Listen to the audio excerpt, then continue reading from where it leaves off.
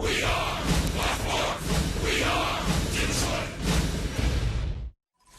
Tigers baseball on Fox Sports Detroit is presented by Bell Tire.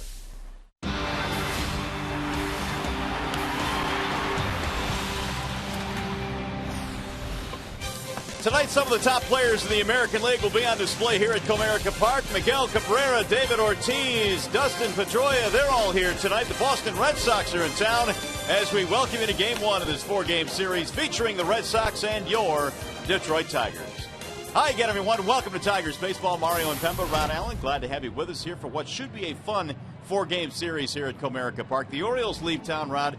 They were the second-best team in the American League East, and now we get the best team in the East coming in. I don't know about you, buddy, but I'm awfully pumped for tonight's game. When the Boston Red Sox show up, there's a different buzz in this stadium, different feel. You got a couple of first-place clubs. This should be a very entertaining four-game series. And it's going to be another big night for Jose Alvarez. He'll get the start again in place of Anibal Sanchez. He's going to face a tough lineup tonight. No doubt about that. These are not the Cleveland Indians, but Alvarez, he acquitted himself very nicely in the one start that he got this year. He showed a lot of poise while he was on the mound. He threw a lot of first-pitch strikes. Therefore, you look at his numbers, an outstanding outing, 7 strikeouts. He used all 4 of his pitches, the four-seamer, the two-seamer, the cutter, the curveball, and also the changeup. But this is a whole different animal with this Boston Red Sox. He'll need to be at his best tonight to sustain this offense. And it should be a lot of fun. After a quick timeout, we'll send you back to the Call Sam Studios and join Matt Shepard. But coming up tonight, 2 really good teams going at it. 2 first-place teams going at it. Tigers, Red Sox, coming up next.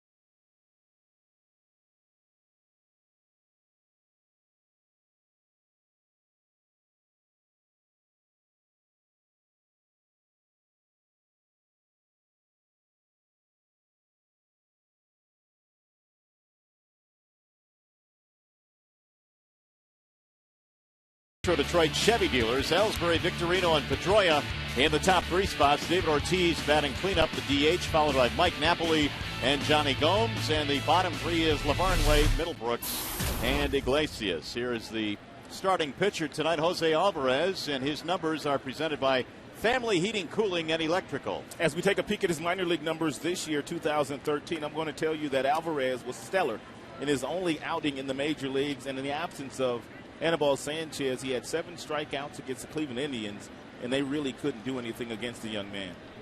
So we're ready for baseball. The first place Boston Red Sox in the American League East are in town. 44 victories this year, and the first pitch of the ball game is outside to Jacoby Ellsbury. Batting .281 so far this year. Ellsbury with 31 stolen bases. Here's the 1-0 pitch. Hammered high in the air to right field. It's chasing Hunter back to the track, to the wall. He makes the catch up against the right field wall. 1 out.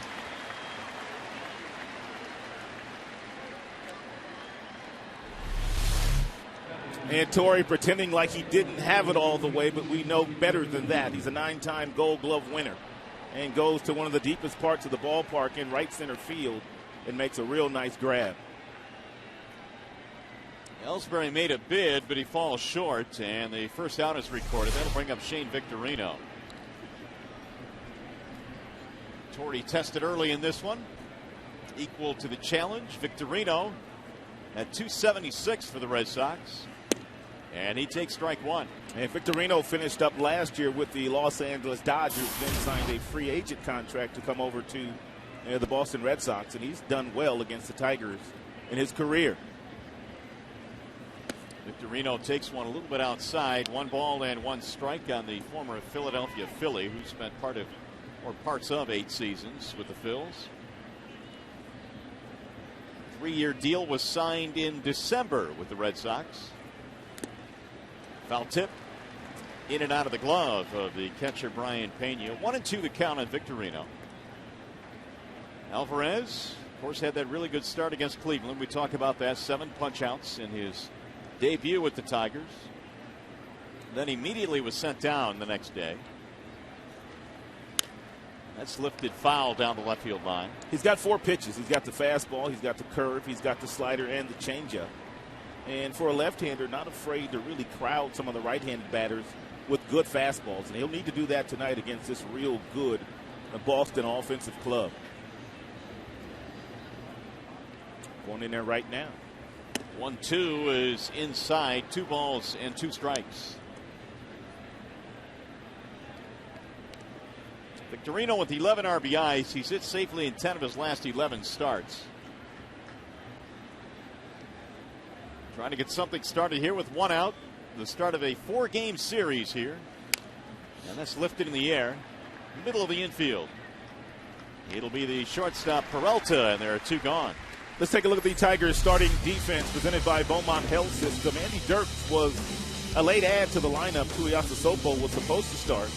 You take a look at those fielding numbers of their shortstop, Johnny Peralta. .985 percentage, second best in the American League. So Peralta having a really nice season on both sides of the baseball this year. Matt Tuiasa Sopo was originally in the starting lineup in left, but Andy Dirks was a late add to the lineup, and you can see the sun out there in left field will be an issue, at least early on. 1 strike to count on Dustin Pedroia. You would think if the sun was that bad that he would have his glasses down. Wondered about that myself. Inside as Pena goes down to scoop it. 1-1. Pedroia having an outstanding season, batting third for the Boston Red Sox. .312 with 40 RBIs. Career against the Tigers not so good though. .225. Yeah, they've handled him pretty good, which is surprising. Now the 1-1. There's a strike. 1-2. They always say that good pitching will slow down good hitting, and the Tigers have definitely had some really good pitching the last 3-4 years.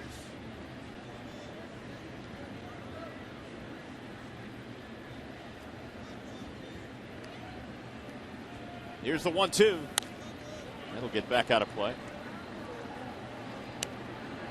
These Red Sox come in at 44-30, the first time they have met the Tigers so far this year. Game and a half lead under John Farrell in the American League East. Baltimore game and a half back. Yankees 3.5 back. Tampa 6 back. Those Blue Jays have won 8 straight, and they've gotten back into it. Ball high.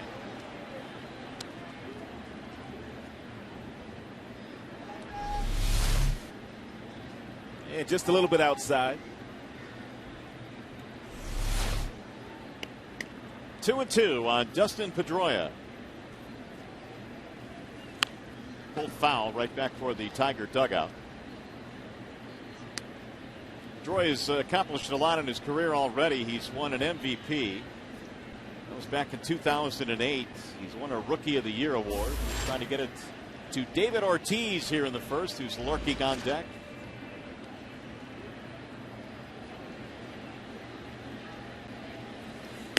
Got him, strike 3. Pedroia caught looking. And it's a 1-2-3 first inning for Alvarez.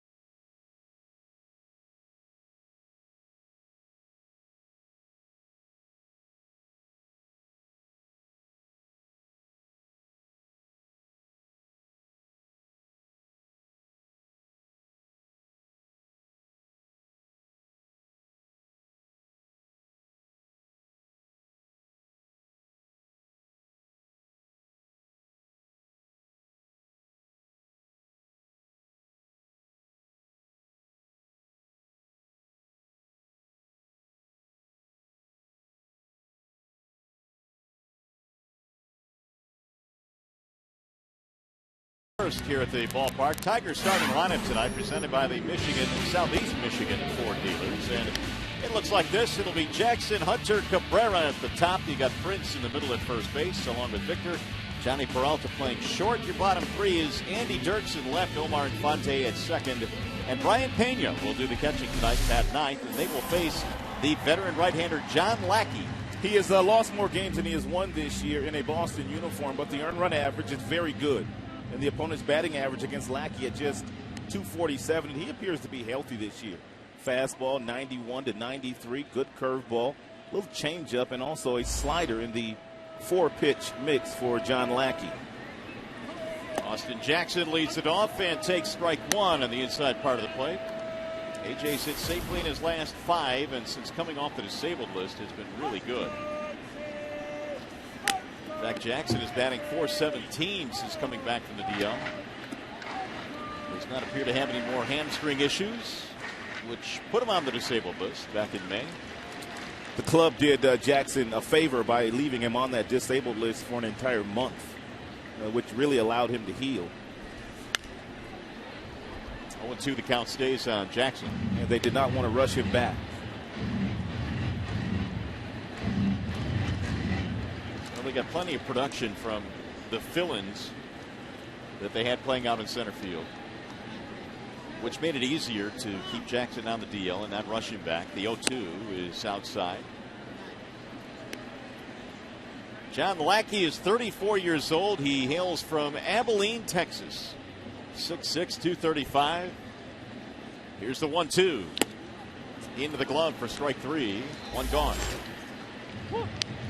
Let's take a look at the starting defense brought to you by Tim Hortons of the Boston Red Sox. They have a couple of former Gold Glove winners on their defense. Pedroia and also Ellsbury won Gold Gloves in 2011. I'm looking forward to watching the shortstop Iglesias play that position. Boy, have I heard some good things about him. He is a good one. He has been a prospect.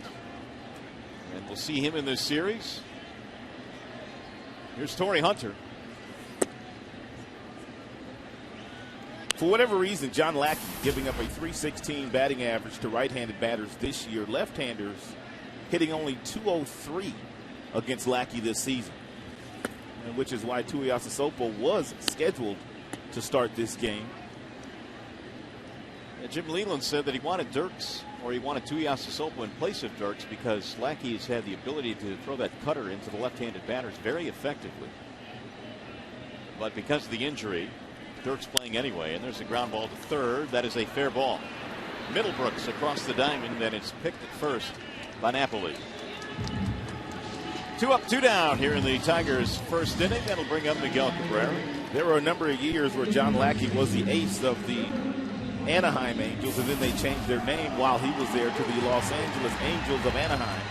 But he was pitching about 200 innings a year and pitching some good baseball for the Halos. Cabrera has hit safely in his last 5. He is 7 for 13, or was, in the Orioles series. And there's a strike on the outer edge. And Miggy comes in at .361. Still leading the American League in quite a few different offensive categories, including batting average. These two have met a few times over the years, and Cabrera is 3 for 9 against Lackey with a home run.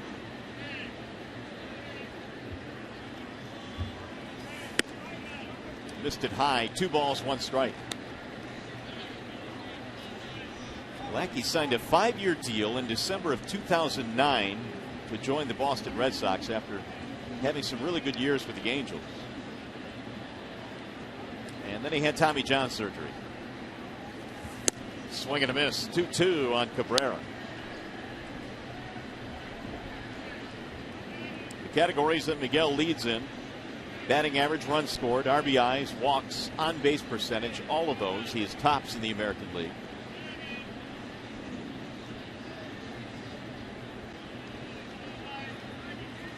Swing and a miss to strike him out, and Lackey has a 1-2-3 inning with a pair of strikeouts. On to the second we go.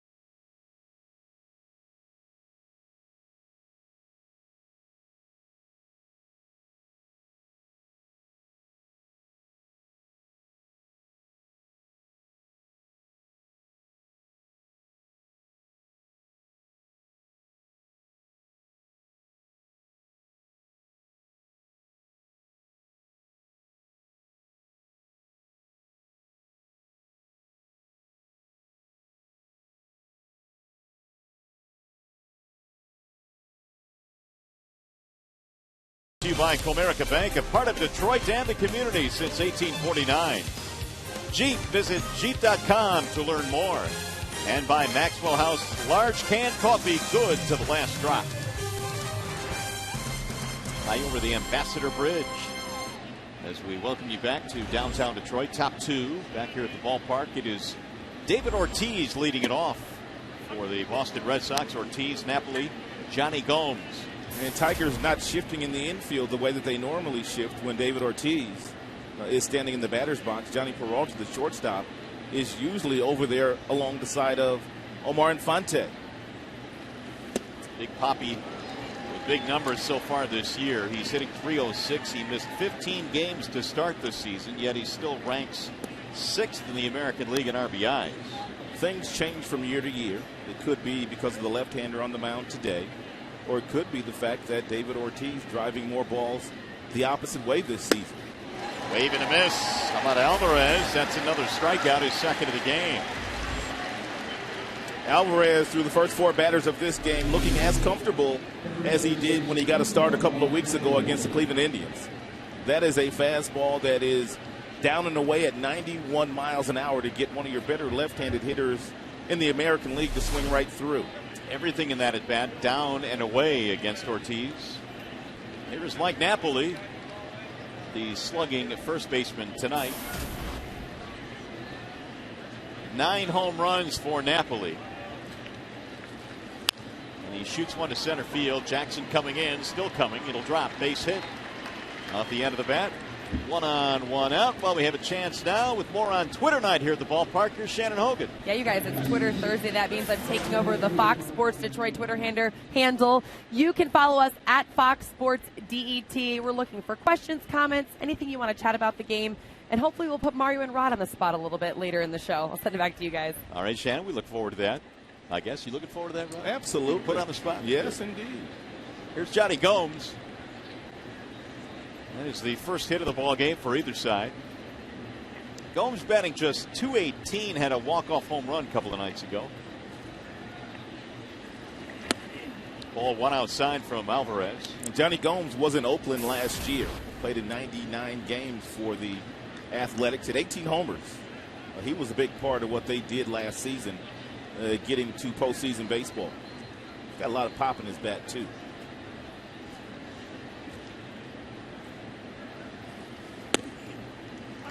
That's it for a strike. 1-1. Gomes over his last 10, batting at a .367 clip. The walk-off home run he hit was a 2-run shot on Tuesday against Tampa Bay. Did you see what he did after he got around third base? He punted his helmet. He sure did. That's a double play ball that appears back up the middle. 4-6-3. Thank you very much. Inning over. Here comes the bottom of the second.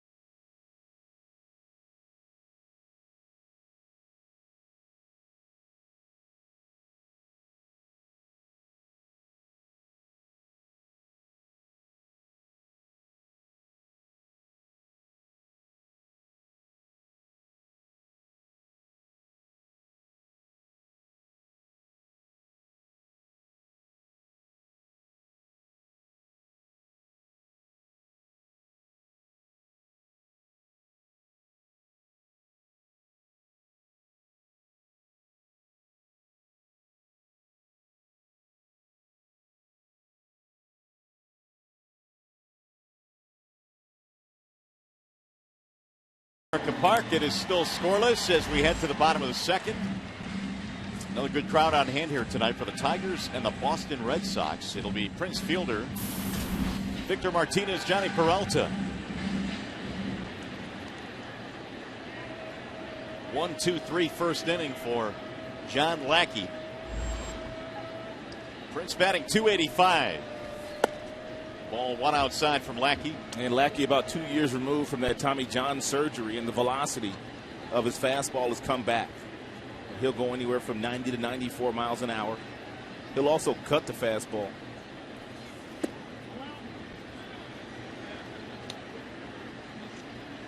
Prince, meanwhile, 1 for 10 on the homestand, trying to get it cranked up here. Lackey, a big boy. I rode in the elevator with him down to the clubhouse earlier today. He got to the ballpark at about 3:30 today, which is pretty early for a starting pitcher. They usually don't show up until about 4:30 or 5, but there was Lackey and Big Poppy about 3:30 this afternoon. Here's the 2-1. 3 balls and 1 strike on Prince Fielder. 40 walks, good for second in the American League, and right now he's in a 3-1 count with Victor waiting on deck. Well, let's see. Lackey goes, as we mentioned, 6'6", 235. Big Poppy, big man, too. Yeah. Made me feel small. Here's the 3-1 pitch. High, towering fly ball, center field. It'll be playable, though. Ellsbury's under it, and 1 gone. 4 straight retired by Lackey. Bring of Victor Martinez.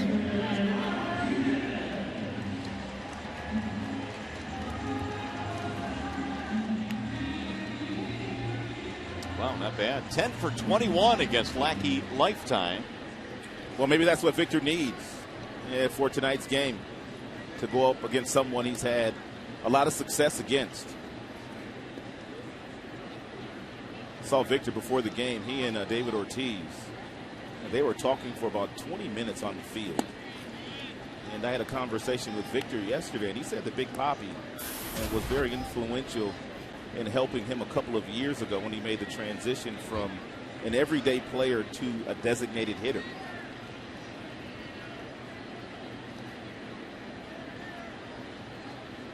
Here's the 1-0 pitch. What kind of advice did he give him?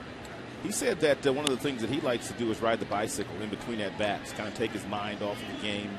He doesn't like to go in and watch a lot of video, but he does want to stay loose. And one of the things that David Ortiz told Victor to do was to ride a stationary bike. So Victor, in between plate appearances, rides a stationary bike. Here's the 1-1. I thought he meant take your 10 speed to the ballpark and ride outside the ballpark. No. A couple of laps, no? Yeah. In uniform, that'd be kind of cool. Yeah. Victor did make that transition rather smoothly in 2011. He said he also got some advice from a former teammate, Travis Hafner, who also has been a designated hitter for a long, long time. Victor every now and then will get a start at first base when they get Prince off his feet, but those starts are few and far between. Bouncing ball second base side. Routine play there for Pedroia. 2 up, 2 down here in the Tigers' second. And 5 straight retired by John Lackey. Pretty automatic when the ball goes to their second baseman, Pedroia. He has already won a Gold Glove, and he's only committed 1 error this season, and that happened just last Saturday. So here's another guy with good numbers against Lackey. 393, Johnny Peralta. 11 for 28.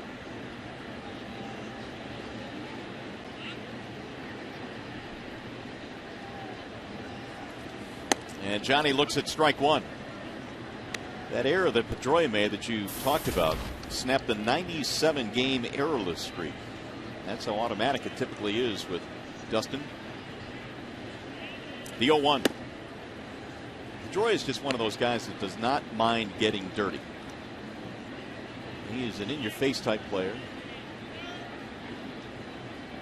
There's the 1-1. 2-1 the count on Peralta. Johnny 4 out of 11 in the series against the Orioles. The Tigers dropped 2 out of 3 against Baltimore. Lackey working quickly, the 2-1 pitch. Bouncing ball to third. Middlebrooks deep behind the bag. And Peralta is out. It's another 1-2-3 inning for John Lackey. Tigers baseball presented by Bell Tire.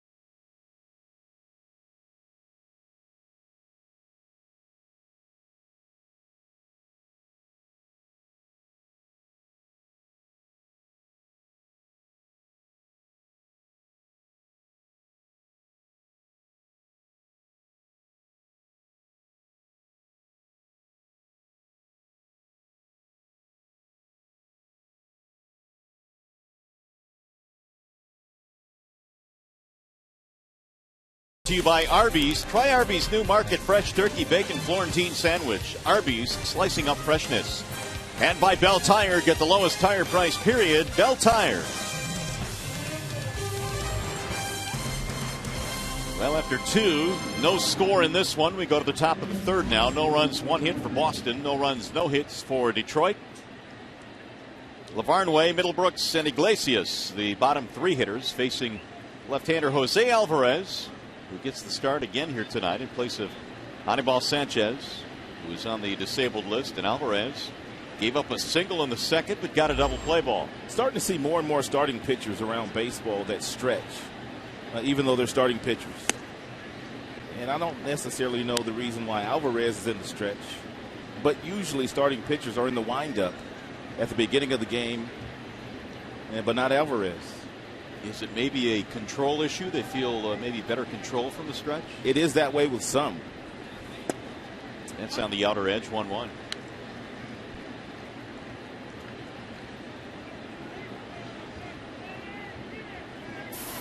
Ryan Lavarnway batting .261 at Pawtucket this year with 3 homers.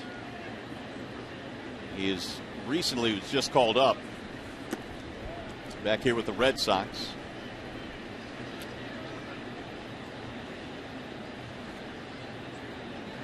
In fact, this is his third stint with Boston this year.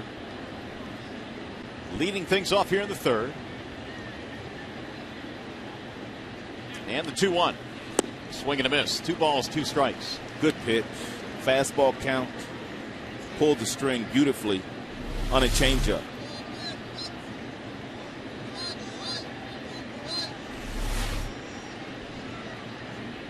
Alvarez was second in the International League with 84 strikeouts.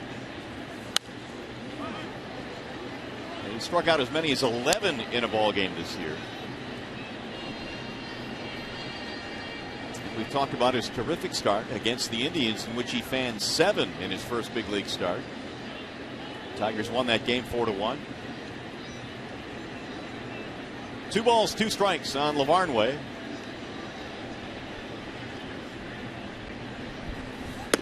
And he missed inside, 3-2. Waiting on deck, Will Middlebrooks.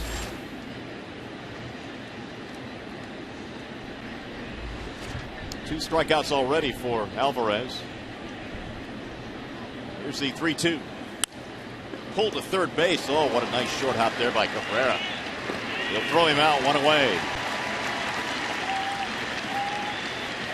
Because Miguel is such an outstanding offensive performer, sometimes his defense has gotten overshadowed the last couple of years at third base. But he has played a very good third base for the Tigers. Very good third base.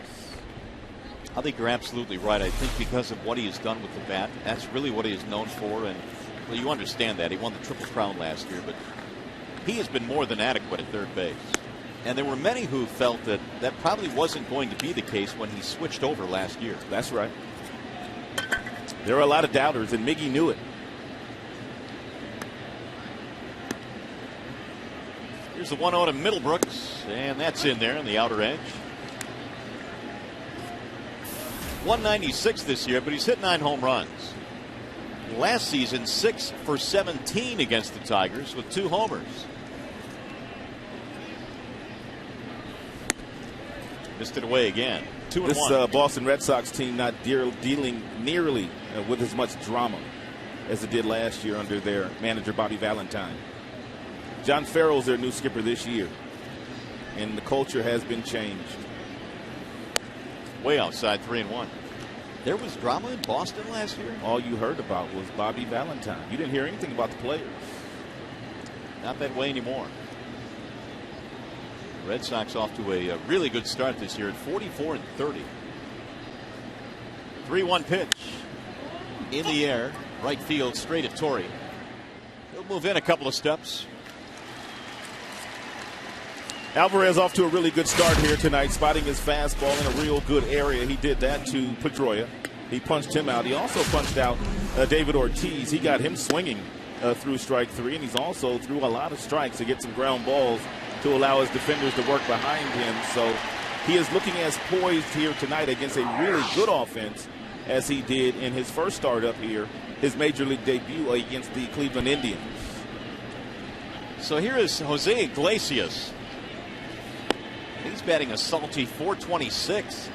Nice kid. I had a real nice conversation with him today. Really nice young man.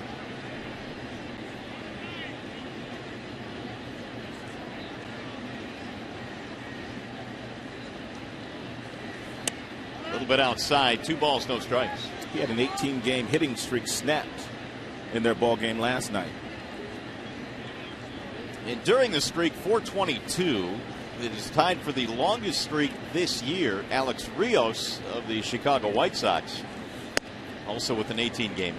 Yeah, speaking of Alex Rios, his name has started to surface a little bit in trade rumors around the trade deadline with the White Sox, scuffling as badly as they're scuffling this year.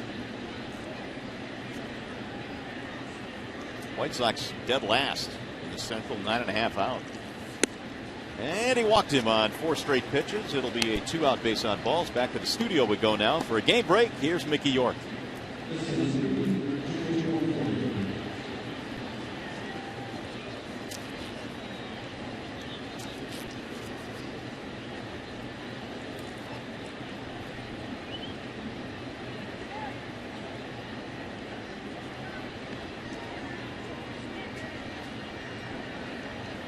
All right, Mick, thank you. Top 2 teams out in the West squaring off. Here's Jacoby Ellsbury. And as Alvarez misses again, Pena now will make a visit out to the mound. Ellsbury flying to right field to start the ball game. And Jacoby Ellsbury is going to hit the free agent market after this season. And if he continues to produce at the level that he's producing at right now, and he's going to get himself a really good contract. His agent also, Scott Boras. Well, he put up ridiculous numbers a couple of years ago before he separated his shoulder last year and played in just 74 games. I believe he finished second to Justin Verlander in the MVP balloting a couple of years ago. Hit 32 home runs that season, knocked in 105. What a big lead over there by Iglesias. I mean, that is an enormous lead. 2-0 the count. Now Alvarez having trouble finding home plate. If you're a left-handed pitcher and a guy gets that big a lead, you have no problem picking him off.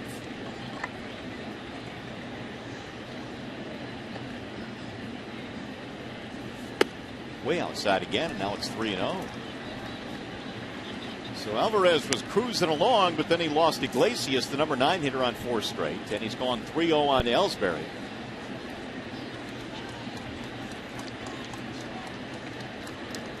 Shane Victorino waiting on deck. No score, top of the 3rd here at the ballpark.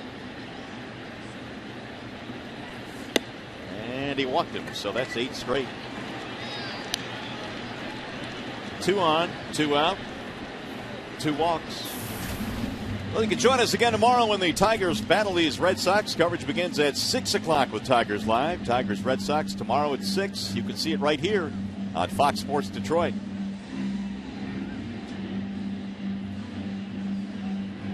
Iglesias, I should say, Alvarez walked Iglesias with 2 outs. Then he walked Ellsbury, and he's gone to 3-ball counts in every batter this inning. Words of encouragement from the pitching coach, Jeff Jones. So here is Victorino with 2 men out. Best scoring opportunity early in this game so far for the Red Sox.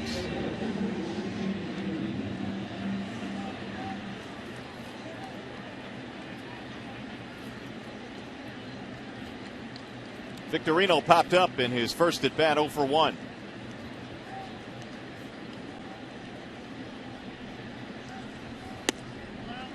Missed again outside, 1-0.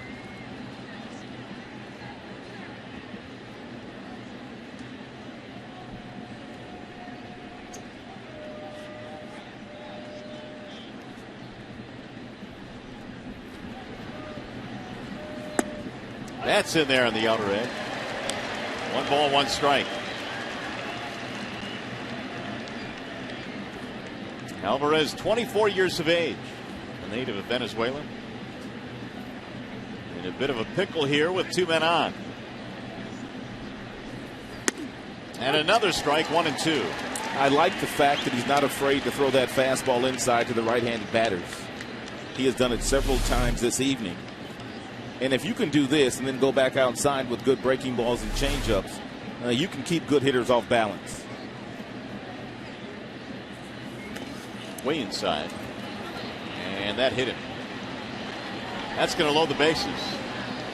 Victorino is hit by the pitch. And now, here comes Jim Leland arguing that it didn't hit him, I assume. Let's see.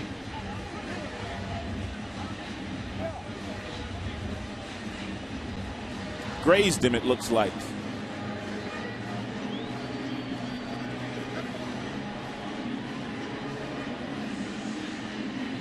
Yeah, if it did get him, it barely got him. Now Leland is asking the home plate umpire, Scott Berry, to ask for some help, which Berry is going to do.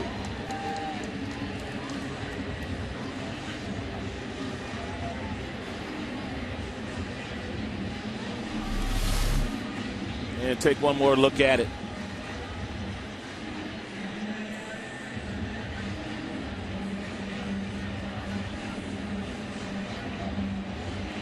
What do you think? I thought it got him. Me personally. Yeah, I agree with you. Yeah, I thought it got him. Now you can see the shoe move. And now Leland gets the explanation. They got the same thing I do, says Scott Berry.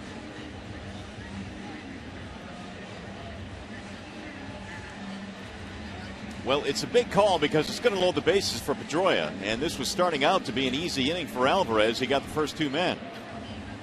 And Leland is a little bit upset right now.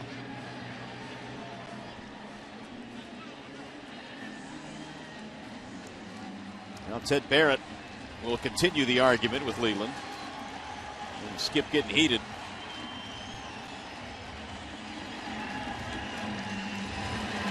So they are loaded up with 2 walks and a hit batter. And now here is Dustin Pedroia.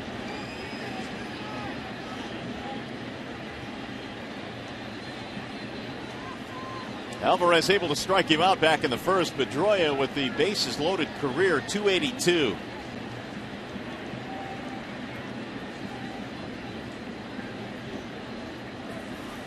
Ball one. Pedroia, one of those guys you hate to see in this situation because he very seldom strikes out, even though Alvarez struck him out the first time up. And hitting at 308 this year in these types of situations. And Alvarez not been able to throw strikes. There's a strike on the outer edge, 1-1. Good pitch if you're having a difficult time of locating your fastball. Try to get a feel for your off-speed pitch, which he did there with the changeup.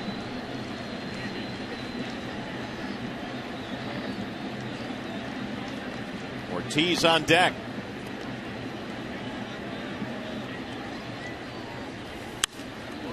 Line drive right field. Hunter moving over, and the threat is over. Red Sox leave them loaded. We go to the bottom of the third.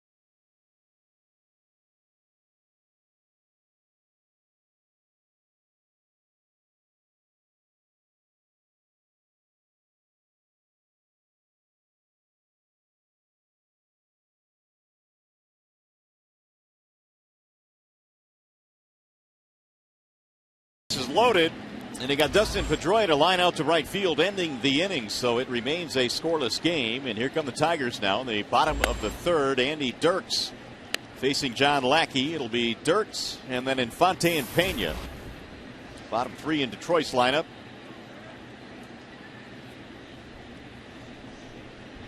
Here's the 1-0. Swing and a miss. 1 ball and 1 strike. Tuiasa Sopo was originally in the lineup. He was going to bat 7th and play left, but he was a late scratch with an intercostal problem. What is that, a rib? Somewhere around there, yeah. Your side, your rib, yeah. So Matt unable to go. It's unfortunate for Tuiasa Sopo. He doesn't get many starts against right-handed pitching, but he was going to get one here tonight against John Lackey. Bouncing ball, second base side. Pedroia scoots over there. And 1 gone. Hey, by the way, summer is here, and spend it at Comerica Park. Enjoy 8 Tigers games of your choice for as little as $26 a game with the new Tigers Summer 8-pack. For more information or to order, call 313-471-2255 or visit tigers.com/summer8. Did you know that tomorrow is the official first day of summer? I did not know that. Well, that's good to hear. Hopefully the weather will act like it's summer. 78 right now here at the ballpark, so perfect night. Yeah, it's been a great day and a great evening. Omar Infante batting with 1 out. Lackey has retired 7 straight to start this one. 1 ball, 1 strike.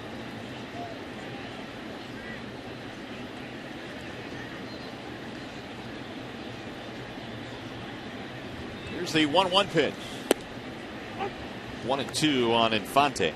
Lackey's last start in Boston, he beat the Baltimore Orioles. Pitched 7 innings that game, gave up 7 hits, just a couple of runs. So you know he must have pitched a really good game, because we just saw that Baltimore Orioles offense, and it's legit. That it is. And to mow through that starting 9, you must have had a good night. Pena waiting on deck.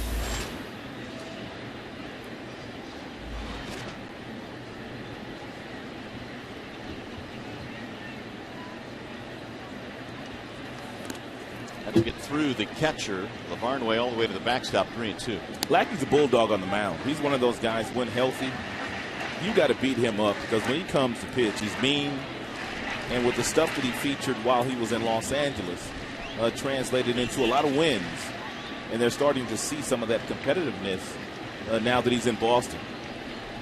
This guy's got a mean streak in him. There's the 3-2. Breaking ball hammered toward left field. That ball is going to get down. Base hit. Maybe more. Infante will go to second. He's in with a 1-out double. First Tigers hit of this game.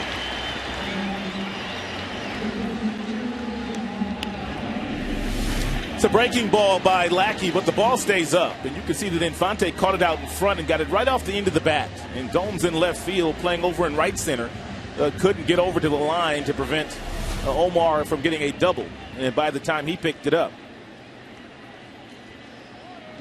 12-2 baggers now for Infante, who came into this game batting .373 at home.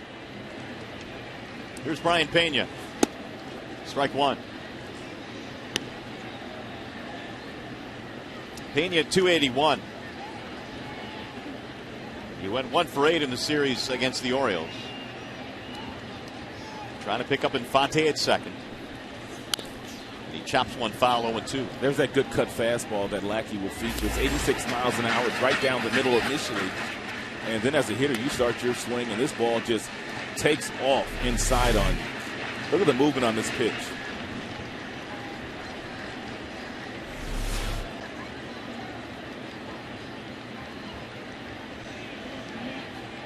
Now the 0-2 off the plate.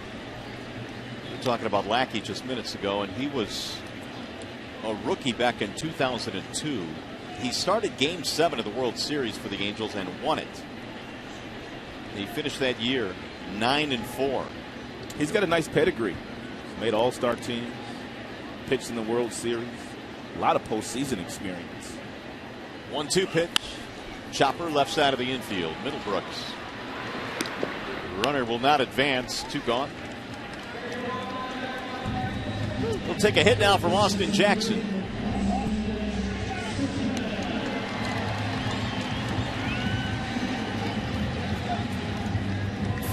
Jackson struck out back in the first inning. Tigers have scored nearly 40% of their runs this season after 2 are out. And they have an opportunity to do it once again here with Jackson standing in the batter's box.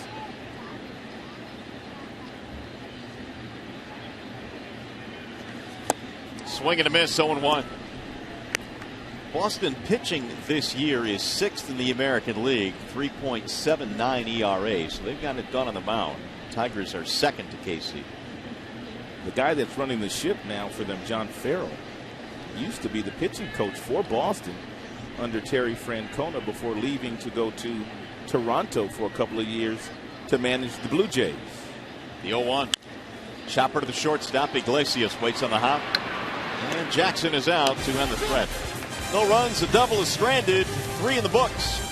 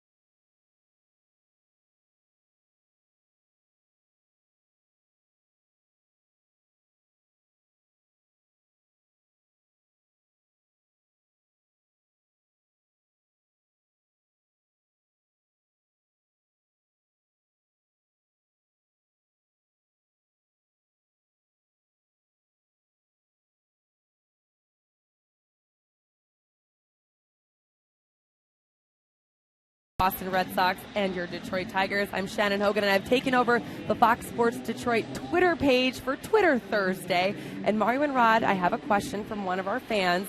Mike wants to know, with the unbalanced interleague schedule, do you miss Boston and Detroit playing 4 times a year or 4 series a year? Yeah, Shannon, for me, I do. I'm in favor of the balanced schedule where you see the Bostons, the Torontos, Baltimores, and the Yankees as many times as you would see other teams within your division. I kind of missed it, but with interleague play, that's just not going to happen. Meanwhile, David Ortiz says this is about to happen. That's a long home run to make it 1-0 Boston. I was watching David Ortiz take batting practice today before the game, and he takes batting practice just like Miguel Cabrera. The first 3 rounds for a left-handed batter, everything is to left field. His last round, he starts to hit some balls into the seats, and he goes down and gets a pretty good pitch there from Alvarez. What a career Big Papi has had. It's his 15th home run of the season, a solo shot off Alvarez. And it's a little breaking ball here that really didn't do a whole lot. It's down. But Big Papi loves the ball down, and he absolutely crushes it. But getting back to the subject, I like the balanced schedule. I don't know about you, Rod. I'd like to see Boston a little bit more often. There's a whole different vibe when they come into the ballpark. And, of course, when the Tigers visit Boston, that is a historic venue. I'd love to go back there more than once a year. The teams are always real good teams, and you may as well beat the best if you want to be the best, Shannon. Hey, you know what? One other thing I noticed on Twitter, people were talking about that home-and-home series with Pittsburgh. Some people loved that. Some people didn't like it. I always think those are cool, but that's something else that's kind of come up with the way the schedules have worked out recently. Yeah, the 2-2, the home-and-homes. Yeah. They're a little bit of a challenge in terms of travel because you're in and out, and then you're back home playing the same team in and out. It presents those challenges, but I guess it depends on the opponent. I guess I'm not. I think it's cool for the fans, though, because it's so close, and there's so many Tiger fans that get a chance to go to Pittsburgh. It might be a little hectic for us to have to travel over there and play or broadcast, but from a fan standpoint, I think fans love going to Pittsburgh because it's such a short drive.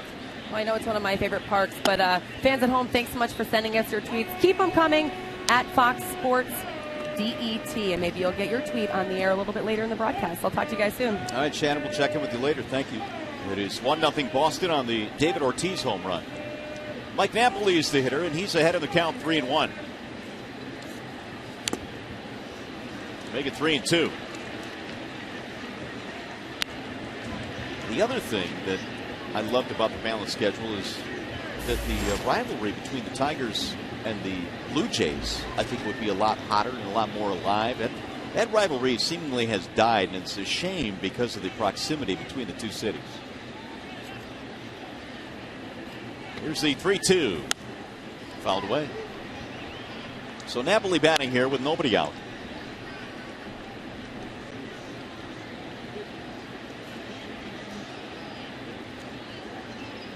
One run, 2 hits, Boston. No runs, 1 hit, Detroit. Napoli had a single in the second. Later he raced on a double play ball. And the 3-2.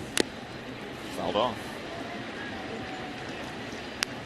They had a note in their game notes today to the Red Sox and how they have really beat up on rookie starting pitching that they have faced this year. The Sox are 8-3 when they face a rookie. Pretty good. And the starters are 8.72, those rookie starters. That's their ERA against Boston this year. It's pulled on the ground to short. Peralta going to backhand it. Knows he has plenty of time and took his time. 1 out. That'll bring up Johnny Gomes.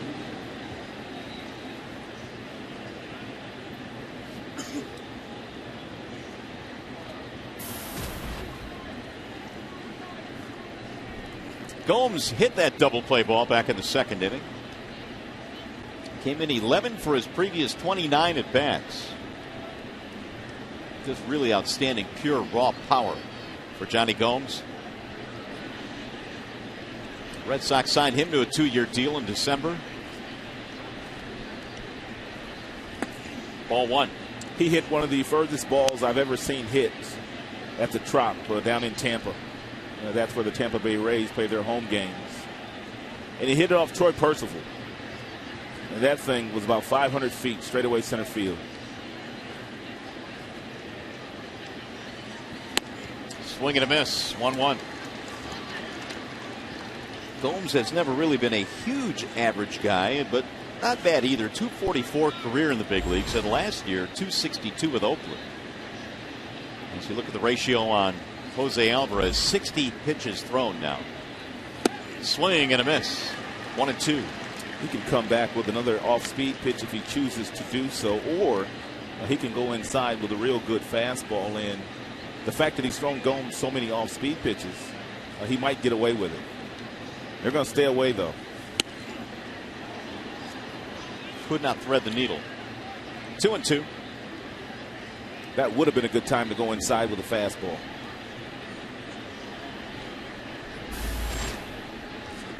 Lavarnway waiting on deck. Here's the 2-2.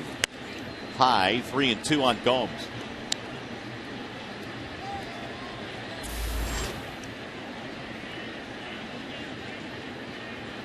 David Ortiz with a home run here in the fourth, leading things off, his 15th of the year, his 53rd RBI.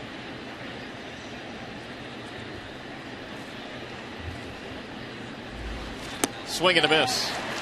Alvarez stayed away, and Gomes chased, 2 gone.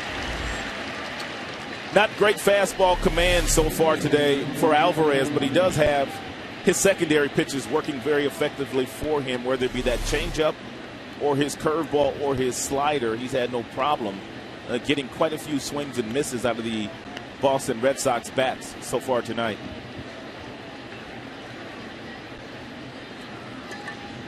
So with 2 outs, Ryan Lavarnway grounded out back in the third. He's 0 for 1.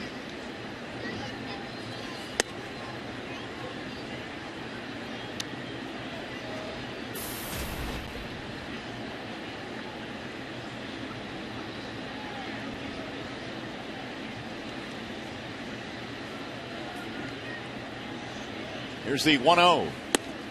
Again off the plate. 2 balls, no strikes on Ryan Lavarnway. Played his college ball at Yale, where he was a semifinalist for the Johnny Bench Award, which is the award that's given away annually to the top collegiate catcher. He's a bright fellow then. Ivy Leaguer. The 2-0 is low. 3 balls, no strikes. You don't get many Ivy Leaguers to make it to the big leagues. Born in Burbank.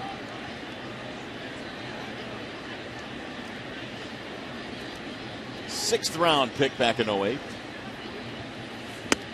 That's it for a strike, 3-1.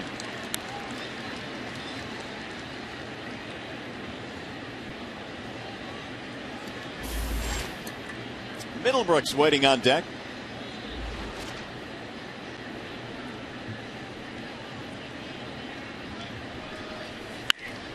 Pull to left field. That's going to get down extra bases. All the way to the wall. Lavarnway is on his way to second. And he will pull in with a 2-out, 2-base hit. Second hit of the inning for Boston. A nice piece of hitting here by Lavarnway. It's a 3-1 count. He gets a fastball at 88 that's cutting inside and simply pulls his hands close to his body and barrels it up for a stand-up double. And that is part of our question here today from Charter Internet. Extra, extra. Lots of doubles this year, lots of triples as well for the Boston Red Sox, and they've stolen a lot of bases.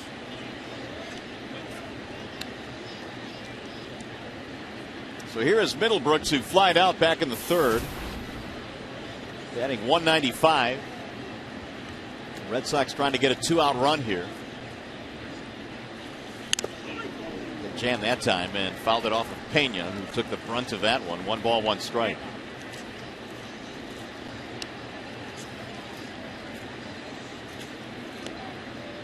Middlebrooks last season took over third base for the Red Sox after he was called up.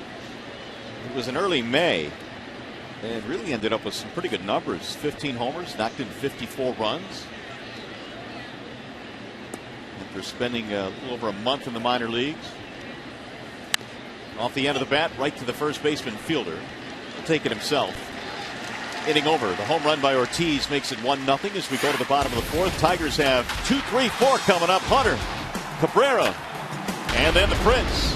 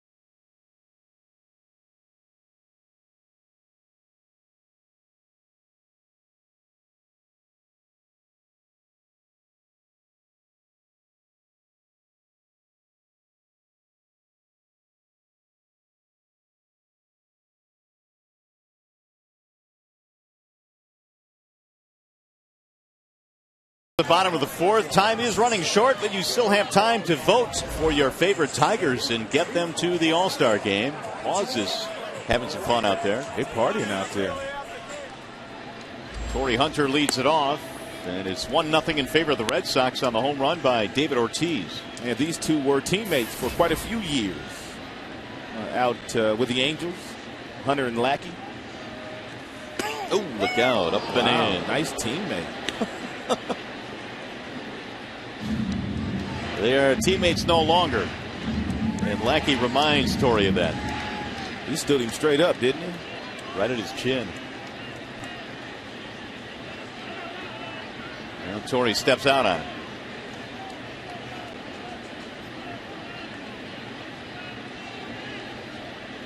Here's the 2-0. That'll get back out of play. Well, it gets back to what you were saying, I think, last half inning about Lackey and that mean streak that the really good pitchers seem to have. He's no joke. And when he takes that mound, he means business. Not afraid to pitch inside. Here's the 2-1. Popped him up. On the infield. Lackey's getting under it, but he's going to be called off by Napoli. 1 out. It is time now for the AT&T trivia question. Miguel Cabrera hit his first career home run off of which pitcher? First career homer. He was with the Marlins at the time. He'll stand in here with 1 out.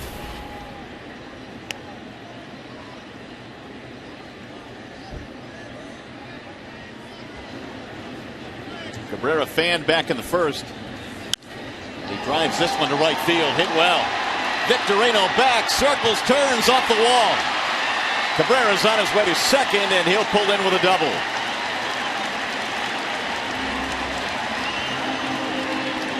Victorino was dancing out there in right field. Victorino is really not used to the ball, I should say, coming off the bat of a right-hander as fast as this one did. That is a two-seam fastball inside people that Miguel pulls his hands in and drives the opposite way about 330 feet from the plate. It's amazing and the kind of damage he can do in that direction.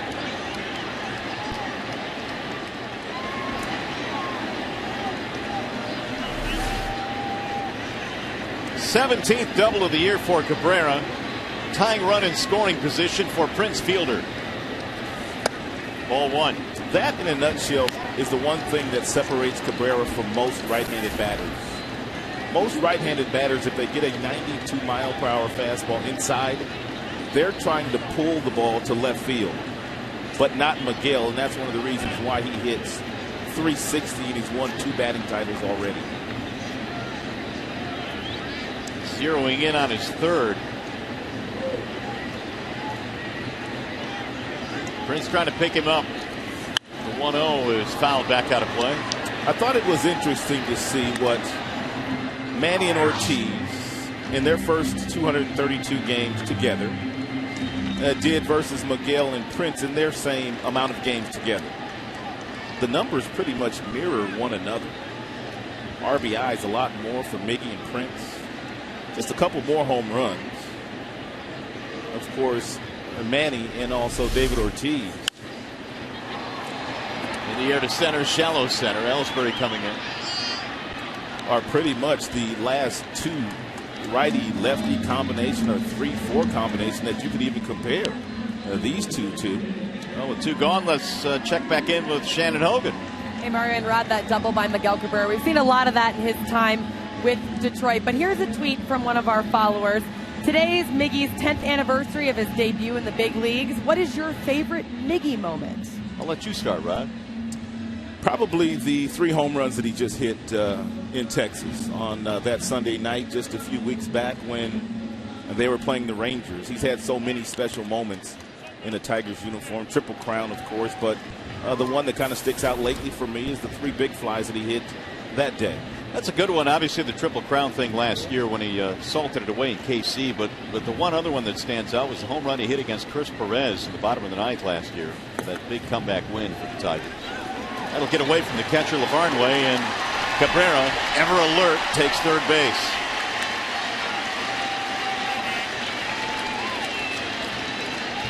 And LeVarn Way couldn't find it. Miguel was jockeying out at second base to decide whether he could take the chance with 2 outs to try to get over to third, which he eventually does.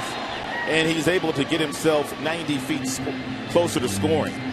I'm not sure whether LeVarn Way was crossed up there or not on that pitch. He sure did go at it in a very awkward way. Yeah, it looked like he was crossed up and just made a trip to the mound. Usually breaking balls down, the catchers turn the glove the other way and get prepared to block the baseball.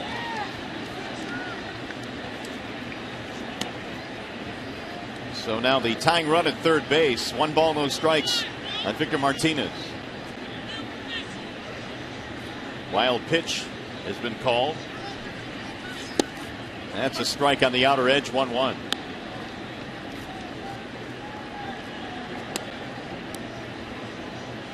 Victor bounced out 4-3. Lackey has given up 2 doubles in this game. 1 to Infante and 1 to Cabrera.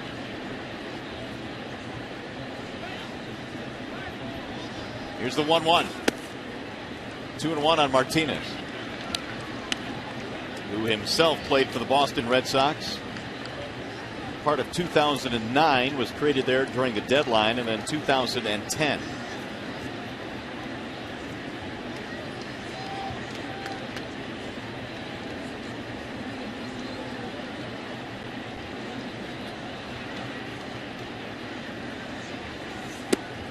Strike called.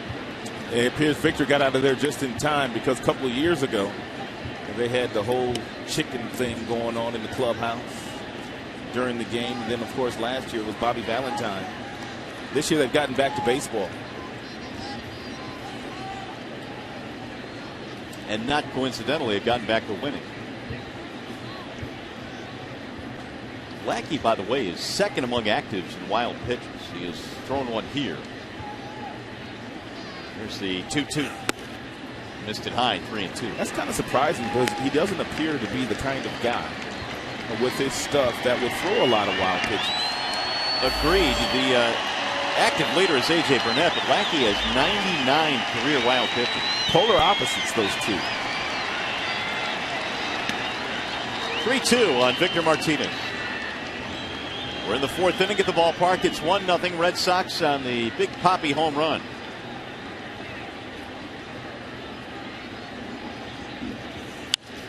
Whistled foul back into the seats.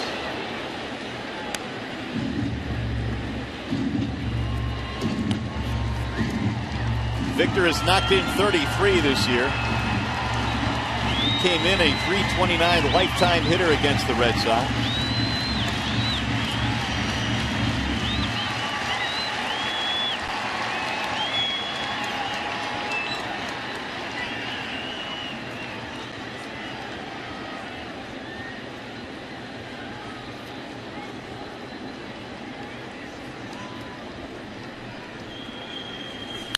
Ground ball right at the first baseman on a wicket hop. Napoli stays with it, and the inning is over. 4 in the books here at the ballpark.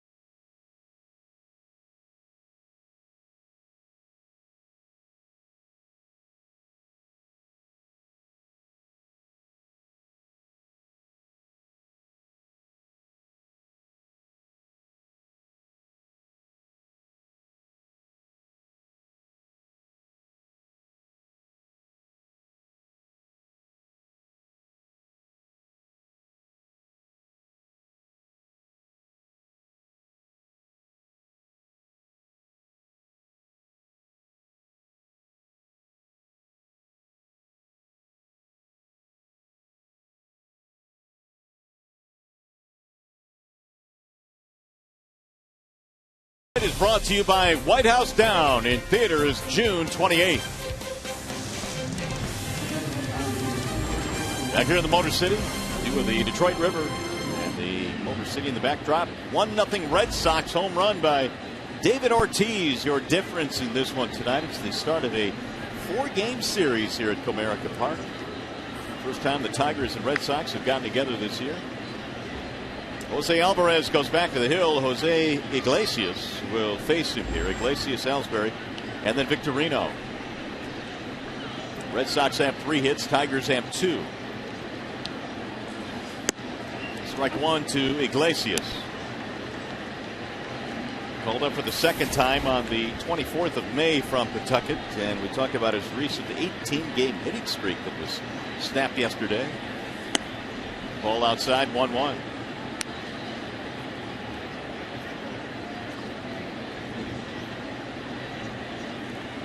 He walked back in the third. A bout of wildness for Alvarez in that frame. Line drive, base hit, right field.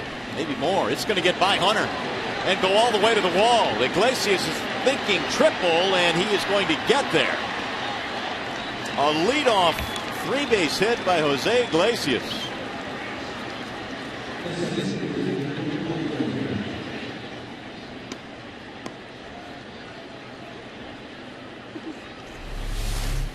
Pretty good swing here by Iglesias. Torrey Hunter gets over there and takes the right route to get to this ball, but this ball just shot right past Torrey. And by the time he picks it up and gets it in, Iglesias is looking over at the third base coach, Brian Butterfield, who tells him to come on over here, and he's able to get there standing up. 4 hits for the Red Sox. 3 of them for extra bases, double, triple, and a homer. And John Farrell, the manager of the Red Sox.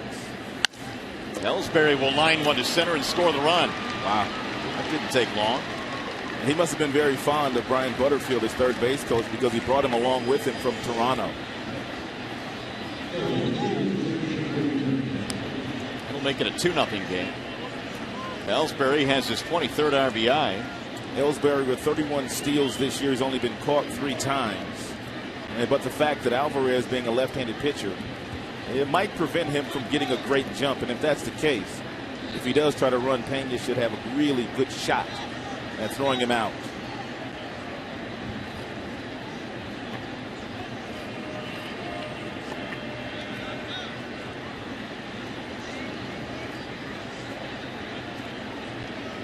There goes the runner.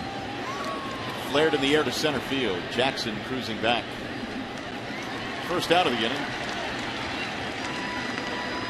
Bullpen action now for Detroit. Luke McConan warming up. Joaquin Benoit in his typical 5th inning ritual of just loosening. He would close tonight for the Tigers if the Tigers had the lead late and the situation presented itself. Here's Dustin Pedroia. I know the closer situation is a topic of discussion that interests a lot of people, but I was kind of surprised today in Jim Leland's office that every question was pertaining to the closer. And you got 2 first-place clubs and in the ballpark here tonight with some really good players on the field. Well, I would agree with that 100%. I mean, you got the Red Sox coming in, and you got 2 first-place teams, but I would say, what, the first 10 questions were about Valverde? At least. And I don't know how many times he had to answer the same question. Skip finally ran out of patience. And Leland just finally said, fellas. I thought he was going to blow a gasket. Well, yeah, sooner or later, you're going to get one of the questions that's just going to set him off. And I didn't blame him, but he just finally said, look, boys, Benoit will close for me tonight. We'll figure it out on a game-by-game basis. I am not going to name a closer, so I don't know what you're searching for. And that finally ended the conversation. They said, let's just move on to something else. But there was so much else to talk about with these 2 teams. But it is a hot topic, especially after what happened yesterday to Papa Grande. 1 ball, 1 strike on Dustin Pedroia, who is 0 for 2.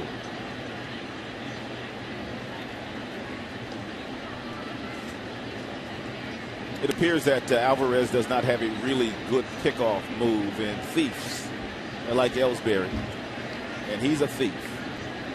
And they could detect something in your delivery toward home plate and when coming over to first base, and that's when they get good jumps and steal the bag after you've shown them your best move.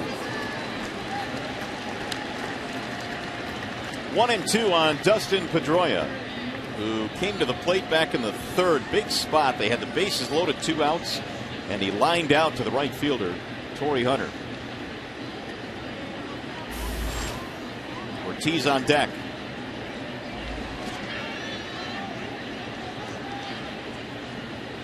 And the 1-2. High, 2 balls, 2 strikes. What are the differences that you're seeing today between Alvarez today and Alvarez back on June 9th? Well, he's fallen behind a lot of hitters, for one.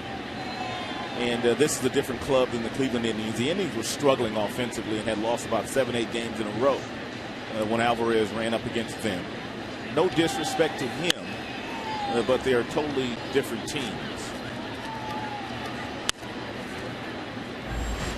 Now he's up to 82 in the pitch count. The 27 pitch third, ironically, did not give up a run in that frame, but he had the 2 walks, the hit batter. Jeff Jones had to come out and settle him down a bit.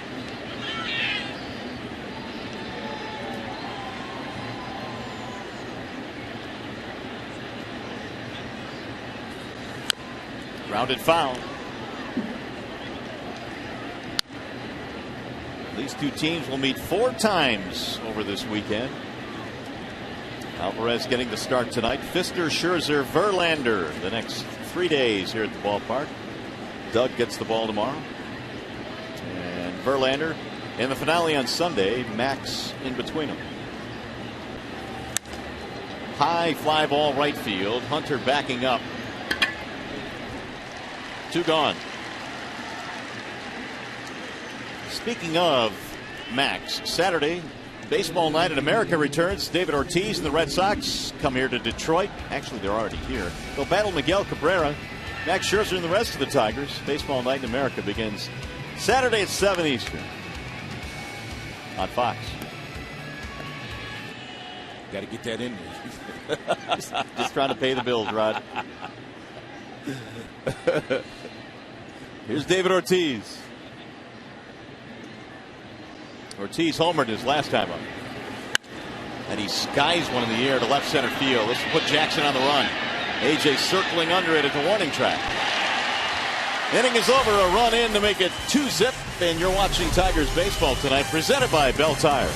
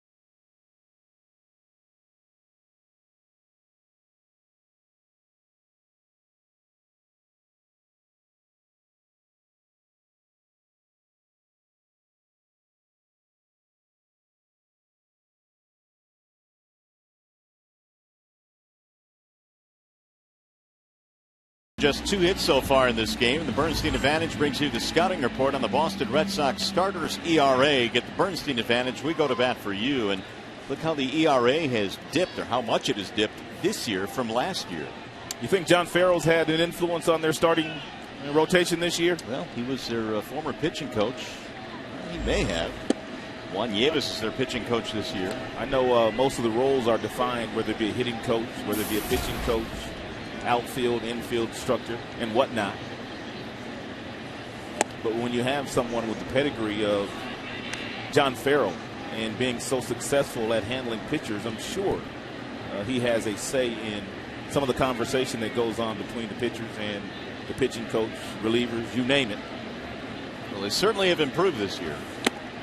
Lackey throws one by Peralta and strikes him out on 3 pitches. 1 out here in the bottom of the 5th. That is Lackey's 3rd strikeout, but his first since the 1st inning. Tigers offense has kind of stalled here the last 3 days. It was Zach Britton a couple of days ago of the Orioles, followed by Chris Tillman. And now it's John Lackey here tonight of the Boston Red Sox. And they have done major damage right here at Comerica Park all season long. Well, that's what's so puzzling about the Tigers' malaise right now offensively, because they've had, 3 or 4 guys at the top of the list in home batting average. Dirk's batting now. Here's Lackey's 1-0. I know Dirks will bunt for a base hit on occasion, but most third basemen, as he starts to back up now, that would be Middlebrooks. And with the 2-0 count, he was about 3-4 steps on that grass before that last pitch. And Dirks doesn't bunt that often.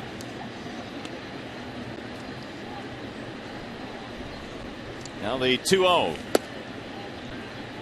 3-0 on Dirks. Tigers still have Peralta, Cabrera, and Infante, who's waiting on deck, among the top 4 in home batting average. And Dirks gets a base on balls. 1 out base runner. Hey, tomorrow night, the Tigers battle these Red Sox at 7:08. All fans are invited to stick around and enjoy a fabulous, and I mean fabulous, post-game fireworks display. Call 866-66-TIGER, or if you prefer, go online, tigers.com. Doug Fister will be on the mound tomorrow night for the Tigers. The way Fister works, it might still be light out when it's time for the fireworks. Yeah, they may have to wait a while. Infante backed out of there by Lackey. Omar now a 5-game hitting streak, had a double back in the 3rd. 9 for his last 17.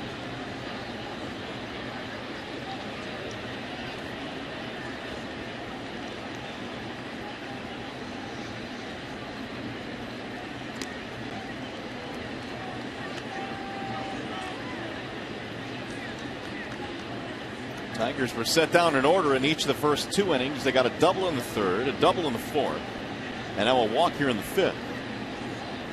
Alvarez has given up 2 runs, 5 hits. In there for a strike, 1-1. Lackey has won 10 or more games in every big league season he has had, with the exception of his rookie season, and that year he was 9-4. Consistent winner, but his ERA when he came to the Red Sox went up. Then he had the Tommy John surgery. 2-1.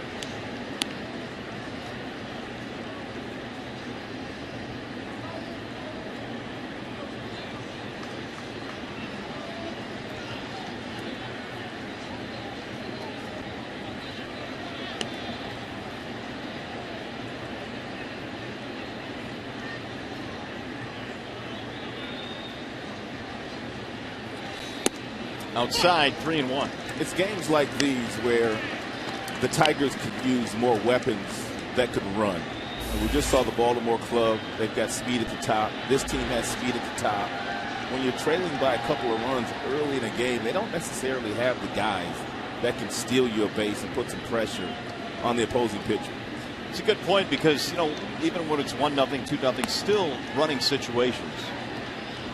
But but they really have not had a whole lot of that. Jackson, maybe. That is skied in the air. Shallow left. Iglesias to the grass. And they put it away. And Lackey's one of those guys that is not particularly quick in getting the ball toward home plate. So with 2 outs, here is Brian Pena. Lackey has not made a start against the Tigers since May 16th of 2010. That's the last time Detroit saw John Lackey, and in that game he gave up 5 earned runs in 7 innings. He has shut him down so far tonight on just 2 hits.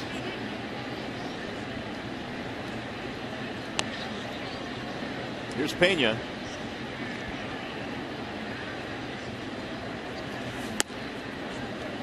Ball 1 to Pena.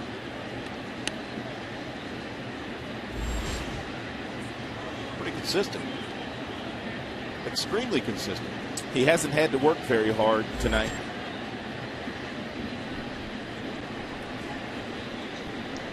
Now the 1-0. Line to right field, base hit. Dirks goes to second and stops there as Victorino gets it back in.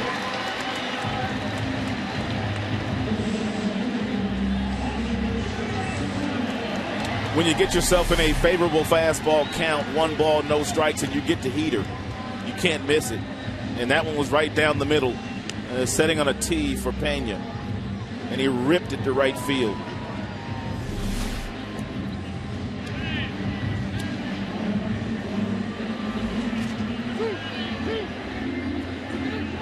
Tigers threatening now. They have 3 hits on the board, first and second, and again it'll take a 2-out hit from Jackson.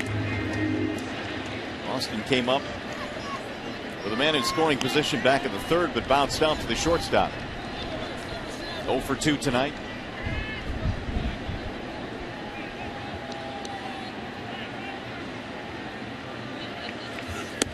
Down the middle it comes, strike 1. If you're wondering about the outfield arms, they're not very strong for the Boston Red Sox. Gomes in left, Ellsbury in center, Victorino in right. Neither has an above average arm.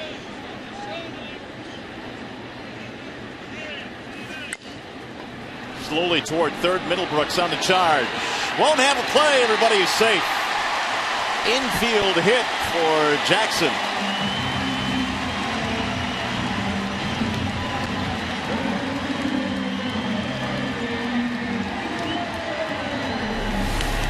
Wise decision here by Middlebrooks. Did not want to run the risk of trying to force the issue in throwing that ball toward first base and have it get away from their first baseman Napoli. The Tigers would have scored a run had it gotten away from him. Torrey Hunter stands in now with the bases loaded, and now the Tigers base it away from perhaps tying it up. Tigers have been looking for that big hit the last couple of days.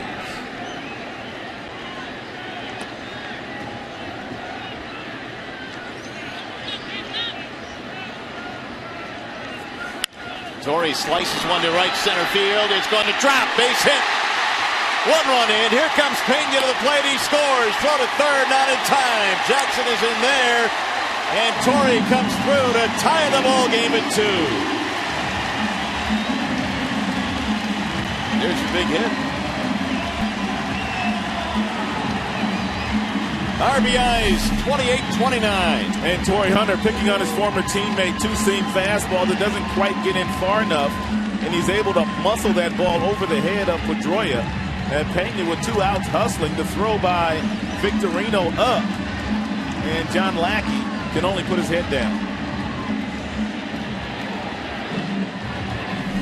I was talking to Torrey Hunter before the game today, and he said, man, what a lift it was for him to get home run number 300. He said he was trying for about 3 weeks to get that homer. He kept getting text messages from his friends. His teammates were asking him every day, when are you going to get it? And he finally has gotten it, and the batting average after he's gotten that home run has perked up a bit.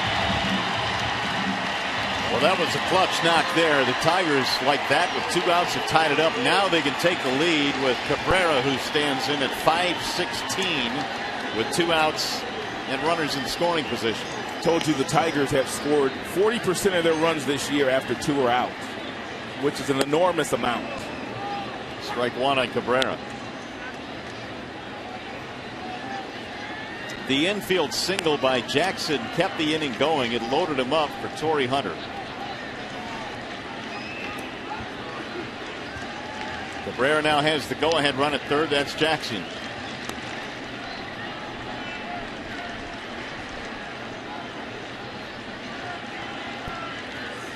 Swing and a miss. 92 miles an hour right at the belt. And it's 0-2.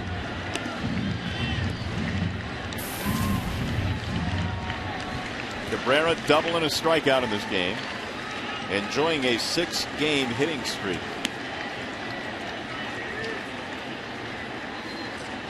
Ten for his last 22.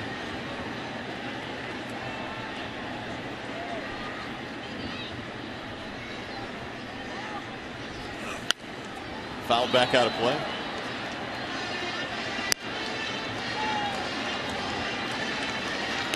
Walk, single, single, single, and the Tigers have 2 runs. Jackson, third base, Hunter, first base. Tigers now have 5 hits.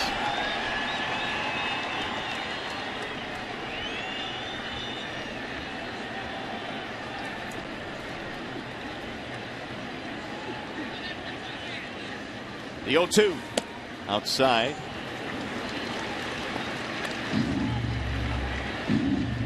Lackey now has thrown 21 of his 78 pitches in this inning.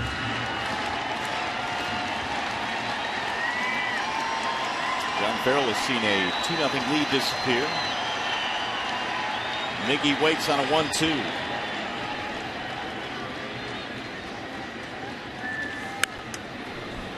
In on his hands, and it's fouled back.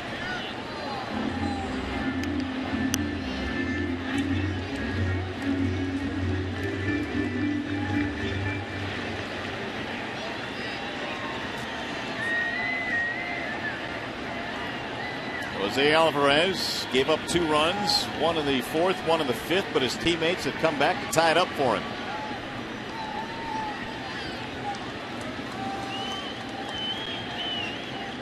Cronin just watching the action in the bullpen. Swing and a tip for strike 3 right into the glove the LeVarn way. However, the Tigers able to tie it up. Torrey Hunter comes through with 2 outs. 2-run single. 2-2 game.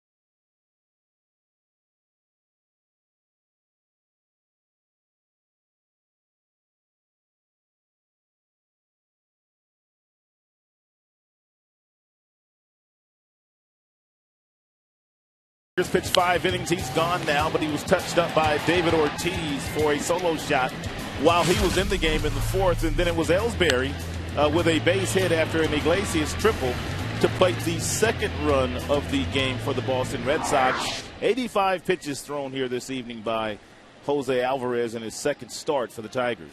Walked 2, struck out 3. And the Tigers have come back to tie this one up. We have a new pitcher now for the Detroit Tigers in a wall-side windows pitching change. Luke Peconin.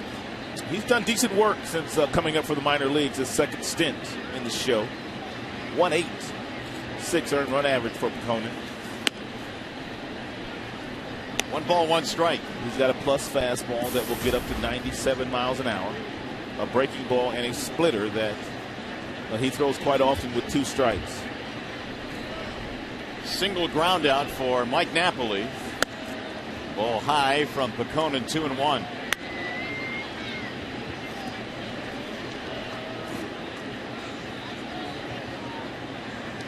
Alvarez goes 5. Peconin takes over in the 6th.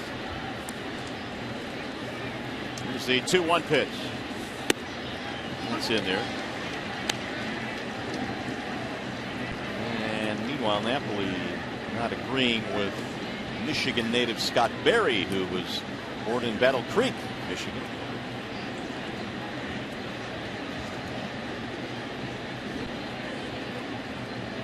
Here's the 2-2. Lifted toward right field. And Torrey gets over there for the out. 1 gone. Game break time. Back to the studio we go. Mickey York.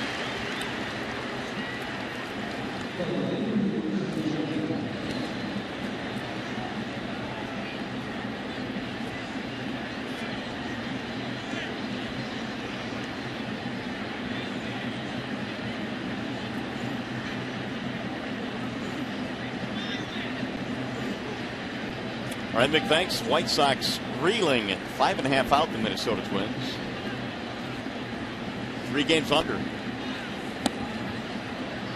Johnny Gomes, the batter. Cleet Thomas going to try to stay on that 25-man roster once their other center fielder, Aaron Hicks, comes off the disabled list. He's playing some pretty good baseball for the Minnesota Twins. Here's the 1-0. I think when we were in Minnesota, Ron Gardenhire was saying the only other guy that he would put out there in center field is Parmalee, and he is not a center fielder by trade.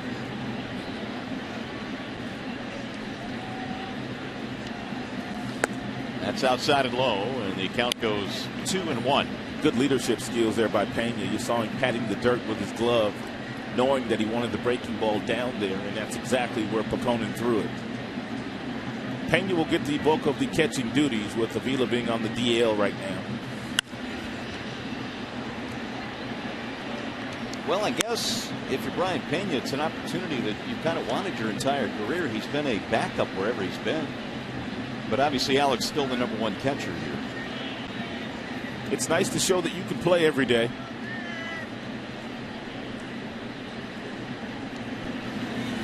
Swing and a miss. Peconin with a strikeout, 2 gone. Pretty good pitch to hit here by Gomes, but he takes that big swing with 2 strikes, and he swings right through a hanging breaking ball.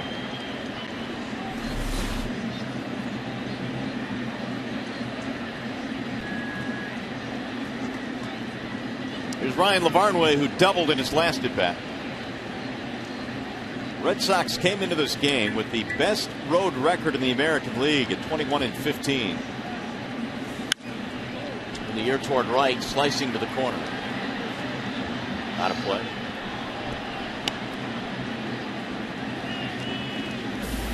And the Red Sox are also the only American League team who have been above 500 all season. They have never been below the 500 mark. They've posted 44 wins tops in the AL coming into play.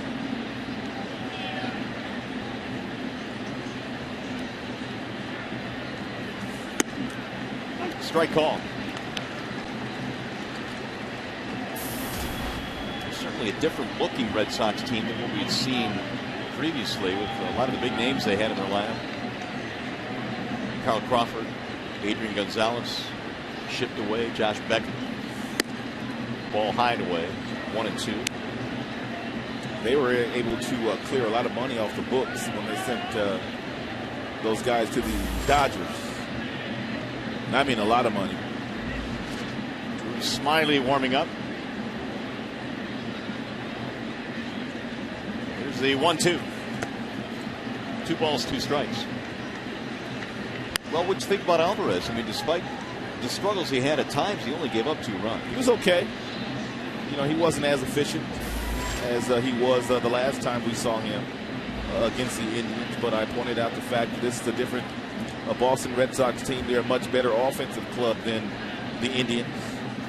But he kept his team in the game. Meanwhile, the count goes 3-2 on the Barnway. 2 outs in the 6th and a 2-2 game.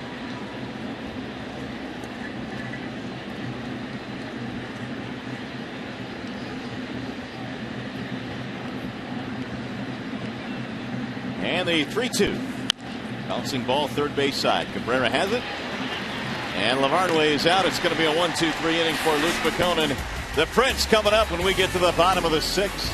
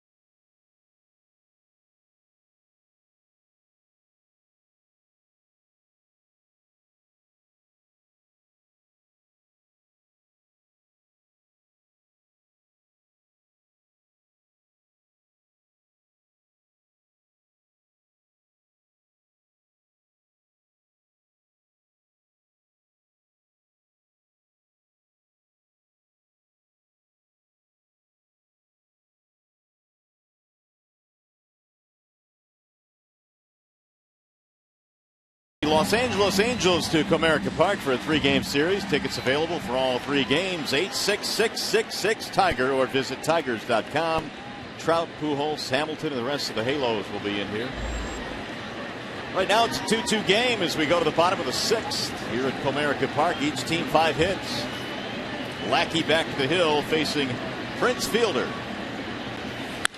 And he rips one over the glove of Pedroia into right field. Leadoff single here in the 6th. Let's check back in now with Shannon Hogan. Well, you guys, you know, I've been monitoring the Twitter page all night, and I told you earlier I was going to put you on the spot. Our page has been flooded with, of course, comments about the closer situation.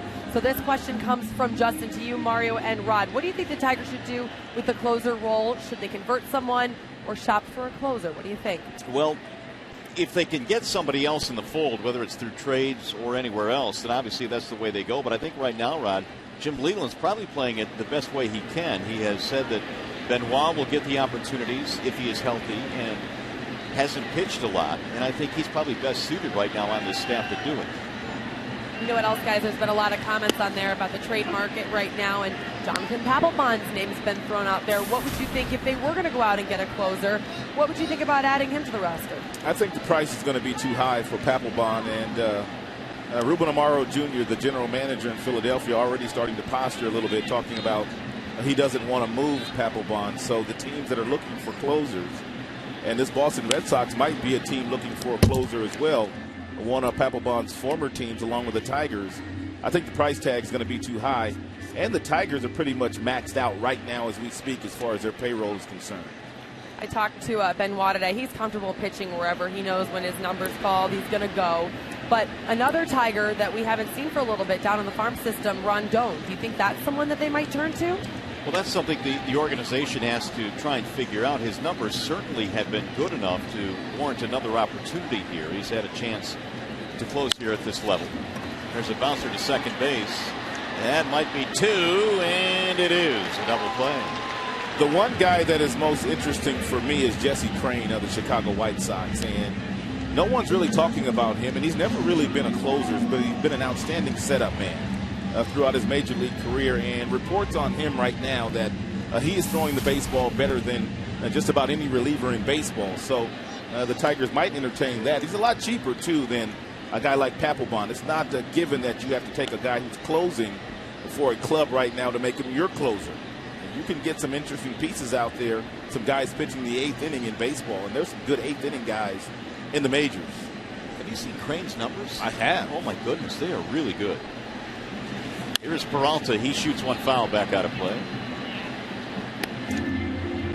All right, you guys. That's all of the hard questions I have. Yeah, thanks for putting us on the spot. You know, that's what the people want to talk about. I'm doing what they want to talk about. I'll keep monitoring at Fox Sports DET if you want to chit chat with us. Thanks, Shannon. We look forward to the next time we're put on the spot. 2-2 is our score here in the 6th. Tigers are batting with 2 outs, nobody on. Judging by Twitter reaction, there's certainly a lot of interest in that 9th inning for the Tigers. Roll to the shortstop. Iglesias will throw him out. Johnny's 0 for 3, and the Tigers are done. Let's go to the 7th.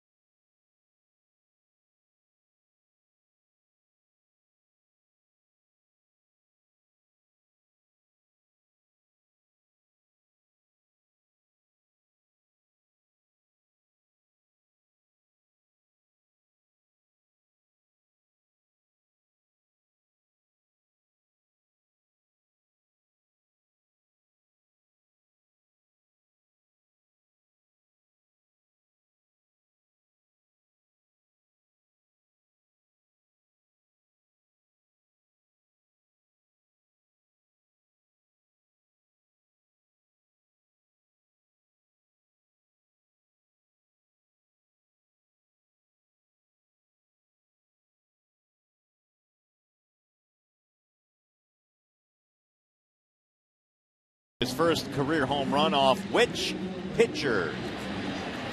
The answer is Al Levine, a walk-off home run, June 20th of 2003. Al Levine, a one-time Tiger. Luke Picona goes back to work. Middlebrooks looks at a ball outside, 1-0. Iglesias and then Ellsbury here in the 7th. Tigers 2 runs, 6 hits. Red Sox 2 runs, 5 hits. The 1-0 pitch. McConan came on in the 6th inning after 5 innings out of Alvarez, and he got a 1-2-3-6, including a strikeout of Johnny Gomes.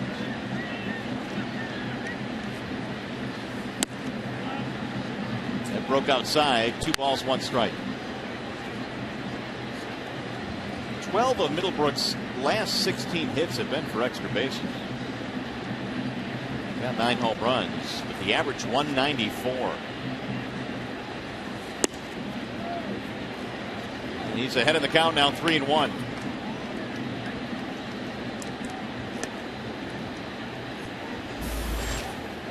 Iglesias waiting on deck.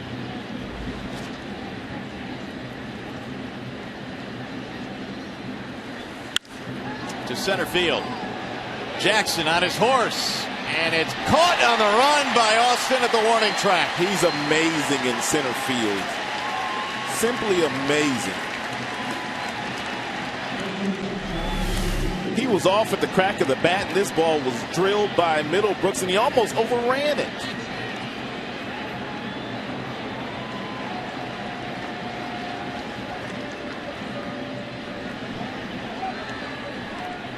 Wow. 2 hands. Get it in there.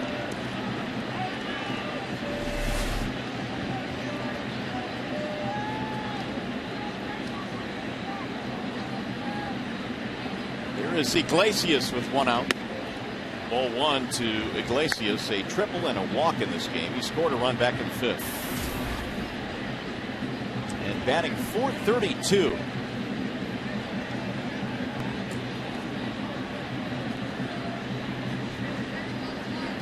Conan's 1-0. That's in there right at the belt at 95 miles an hour for Luke. Kind of surprised that Iglesias has 13 infield singles, but only 1 stolen base. Something's not equating here. Usually a guy has that many infield singles, he can run pretty good. That's in for a strike, 1 and 2.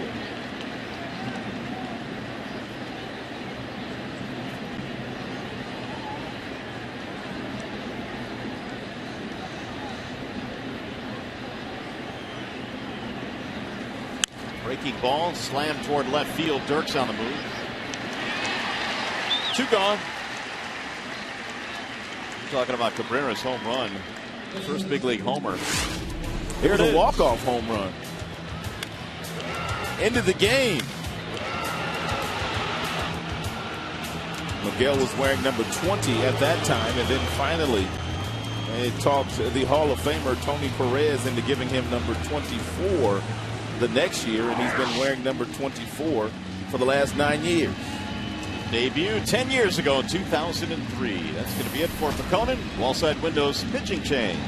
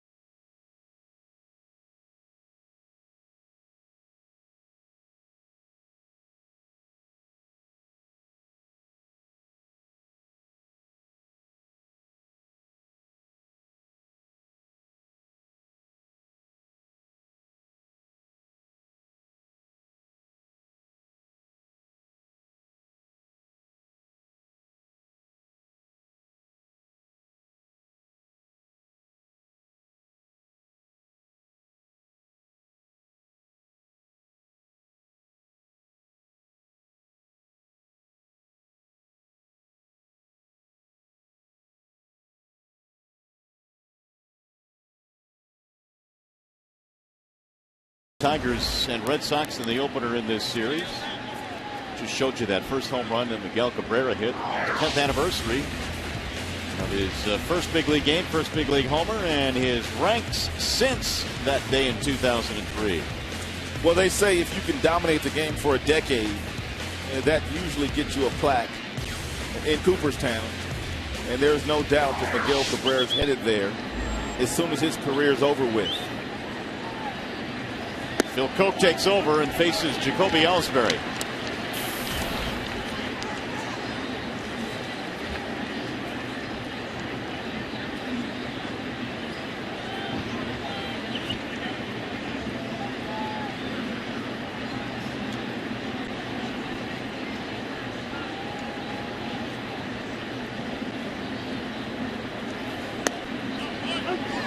Koch quickly gets ahead now, 0-2. Good numbers here against Mr. Koch. 1 for 9. 3 of those at bat, resulting in a strikeout. 2 out, nobody on. Tiger bullpen has faced 5 and retired all 5 Red Sox. And the 0-2. Swing and a miss. Koch does his job. Ellsbury punches out. 1, 2, 3, 7. It's time to stretch.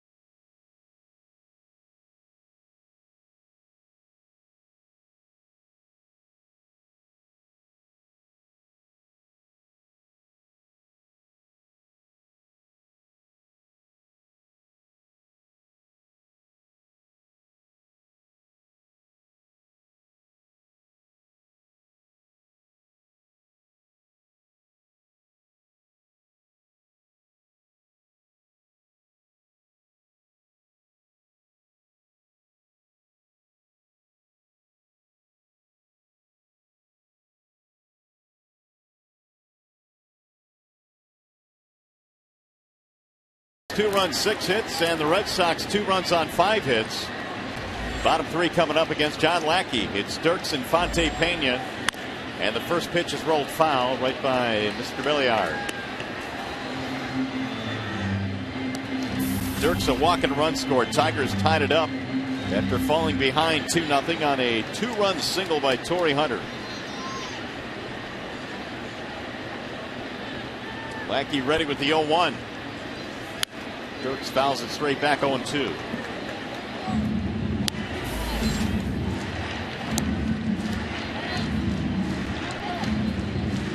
First of 4 this weekend between these two ball clubs. Lackey has thrown 89 pitches as we play here in the 7th. The 0-2 is high, 1-2.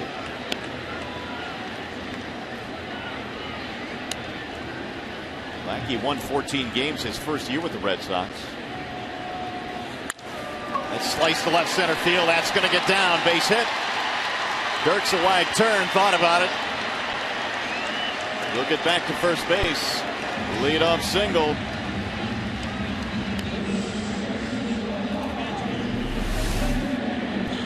Andy went down and got a pretty good pitch. It's down and away from him, sinking, and he's able to get some barrel on the changeup, and he almost forced the issue going two here, hustling out of that batter's box. Now that's how you come out of the batter's box on a single. You make the outfielder stop you. Here's Infante. They're expecting bunt.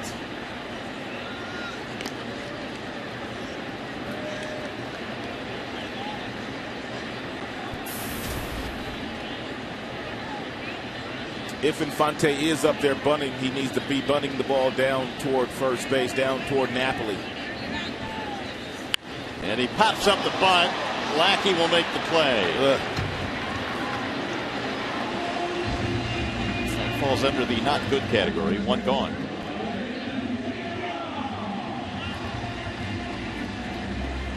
One of the things that you have to do when you're bunting, the barrel can't drop. Wait until he gets ready to make contact, and then ever so slightly the barrel of the bat's going to drop down. And because the barrel drops down, he pops the baseball straight up in the air.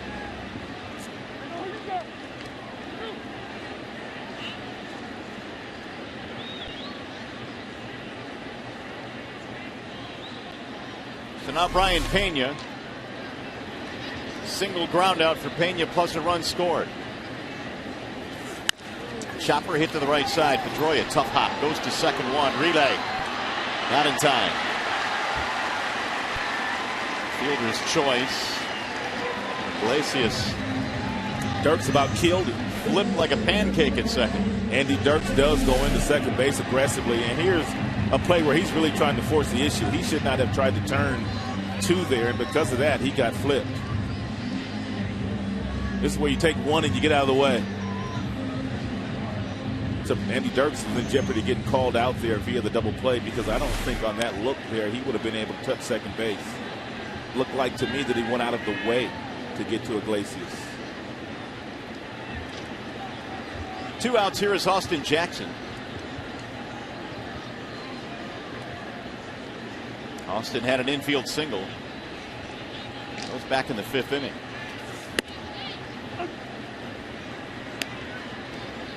Now here's what I'm talking about. When you're sliding in towards second base, you have to be able to touch the base with some part of your body, whether it be the hand or whether it be the foot. And that's one of the reasons why he was able to get over there and get Iglesias. You don't see it called very often, but every now and then there's an umpire that will call that play.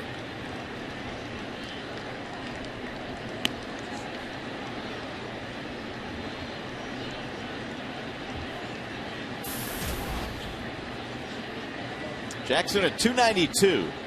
It's just 1 for 3 tonight. Low and away again, 2-1. Lackey came into this game against the Central this year. He had made 3 starts against the Central Division and had given up just 1 earned run in 20 innings. Tezawa starting to warm up.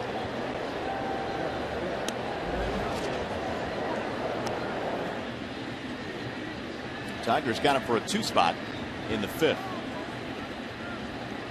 Here's the 2-1. 2-2 on Jackson. Lackey now is zeroing in on 100. He's thrown 97 pitches in this game.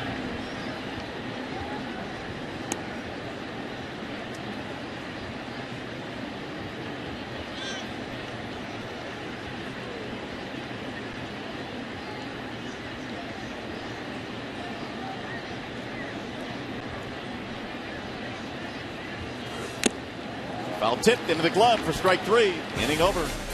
No runs, 1 hit. 1 man left.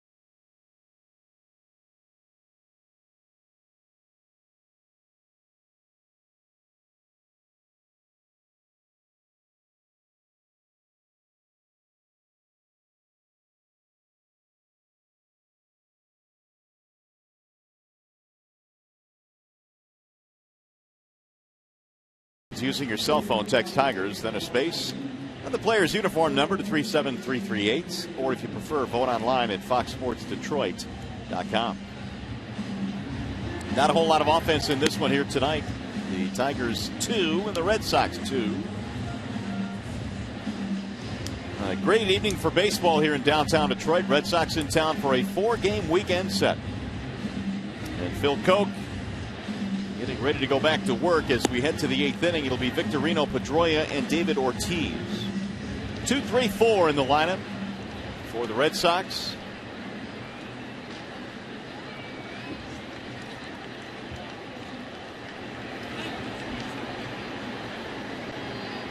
Shane Victorino was hit by a pitch back in the 3rd, otherwise 0 for 2. Pop-up flyout.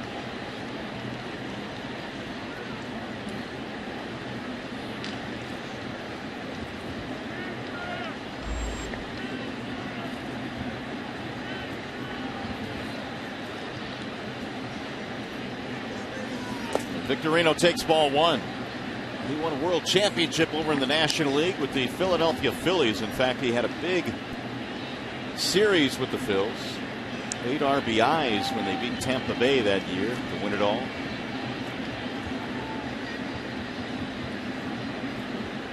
Waiting on the 1-0, and now Koch will step off. Phil came on in the 7th inning and struck out Jacoby Ellsbury. The only batter he has faced so far.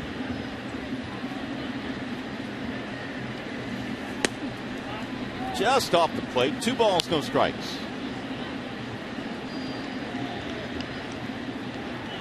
Alvarez started this game. Pekonen came on for an inning and 2/3, and then the final out of the 7th recorded by Koch. Victorino skips out of the way, and now the count goes 3-0.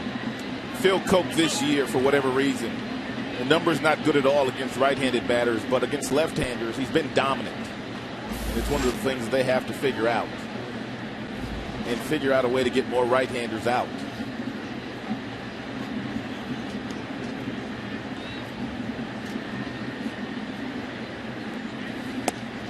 And he lost him on 4 straight. Leadoff man on here in the 8th. And now Jeff Jones coming out. He's going to have to deal with Dustin Pedroia. With the Tiger pitching coach making his way out to the mound. Drew Smiley has been warming up tonight. He is out there again. What a job he's done this year out of the Detroit bullpen.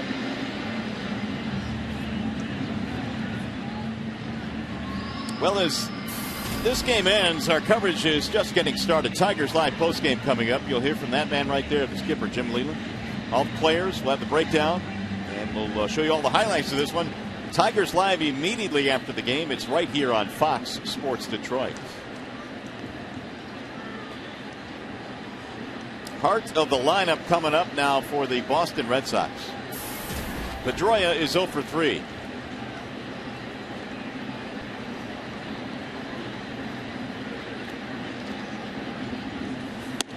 Ball outside, 1-0. And that's 5 straight that have missed the strike zone now for Phil Koch. And Pedroia has grounded into 10 double plays this year. The only other member on his club that has grounded into more has been David Ortiz. Ground ball here would be perfect.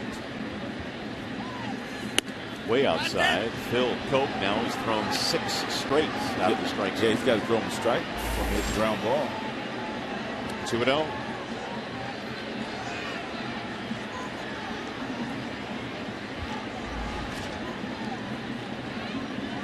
Pedroia second in walks in the American League. Came in 7th in batting average. Here's the 2-0. Outside again, 3-0. Dustin Pedroia is taking every pitch.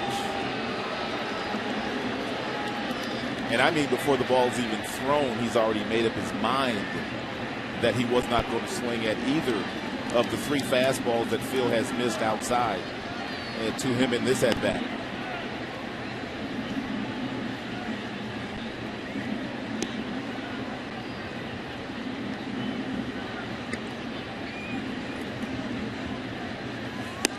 walked him on 4 straight. That is 8 straight balls for Phil Koch, and now 2 men are on. You got to face David Ortiz here.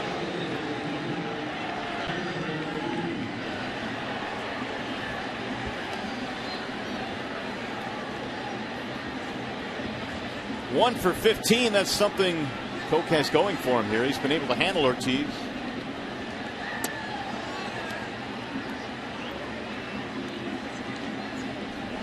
Evan Reed now has joined Drew Smiley in the bullpen.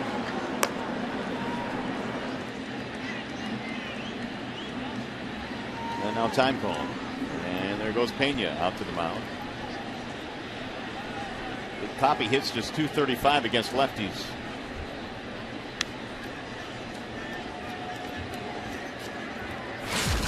Back in the 4th inning against Alvarez, Tigers starter. And Big Poppy homered, solo shot to right field.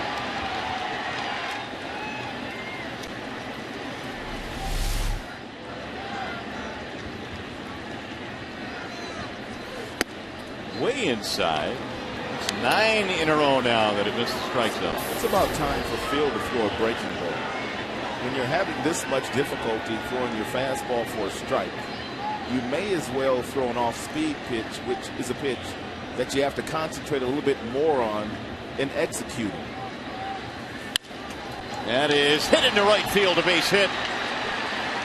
They're going to send the runner home. Victorino comes in to score. David Ortiz does it again. It's an RBI single, and the Red Sox lead 3-2. That's what big-time run producers do. Even though Phil Koch could not find the strike zone, David Ortiz, with runners in scoring position, was sitting for one fastball, which he got and drilled to right field.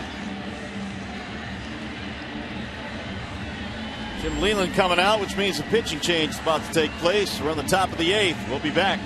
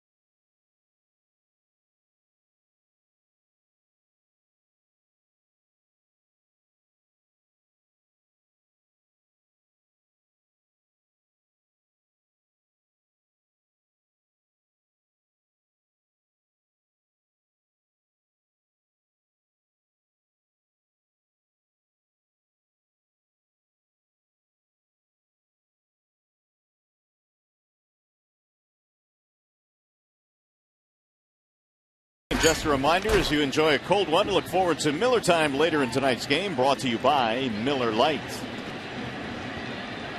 So Drew Smiley will come out of the Tigers bullpen. Outstanding numbers this year for Drew. 42 strikeouts and only 12 walks. Pitching in his 25th game out of that Tigers bullpen, and he's pitched in a lot of different roles, whether it be long relief, setting up, and he's even closed some games this year. Mike Napoli will face him. And the first pitch is in for a strike. Of the 8 inherited runners Smiley has had this year, he has retired or stranded 7 of the 8. 0 for 5 for Napoli against Smiley, and a swing and a miss. 0-2.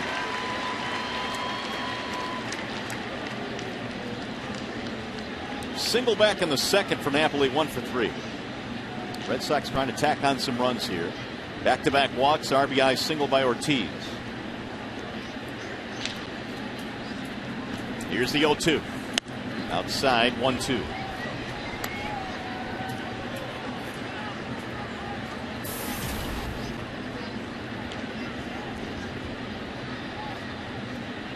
.260 batting average for Napoli. Got power, 9 homers.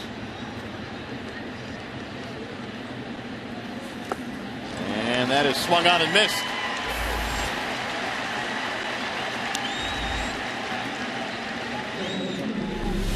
He started Napoli off with about 3 fastballs, and finally he finishes them off with a good breaking ball that's down.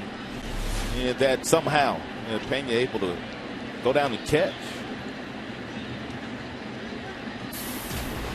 So Napoli retired, and now Johnny Gomes. That means Smiley has retired 21 of the 25 first batters that he has faced this year. What a weapon he has been out of the Detroit bullpen.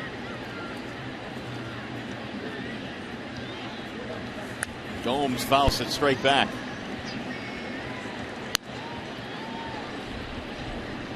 Ball game was tied at 2 until they got back-to-back walks here in the 8th, and then they singled to right field by Ortiz. And David has knocked in 2 of their 3 runs tonight.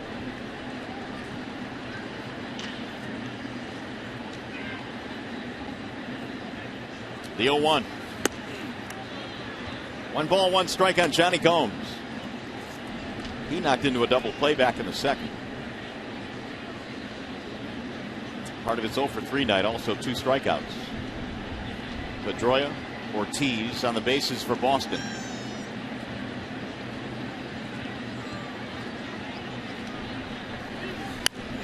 Popped him up. Third base side, Cabrera coming into foul ground. Big out there, 2 gone.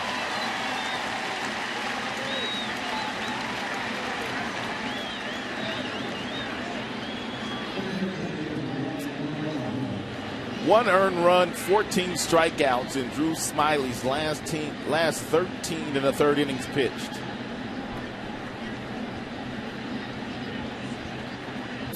Got 1 more out to get. That would be Ryan Lavarnway. And Jim using him a little bit differently here tonight than he usually uses him. He usually does not bring Smiley in to face 3 righties. Usually when he comes into a game, it's to face left-handers.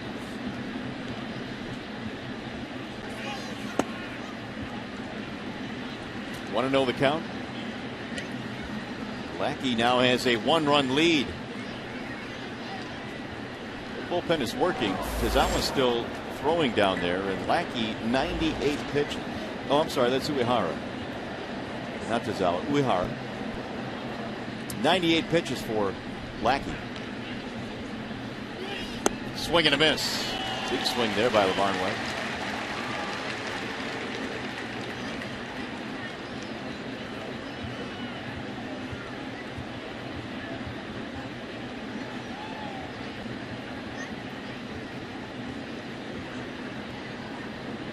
A double for 3 for Lavarnway. He's also bounced out twice.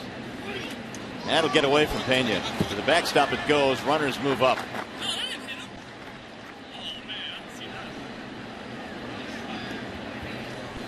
And apparently hit him. So that's going to load him up. Lavarnway is aboard. That's going to bring up Middlebrooks.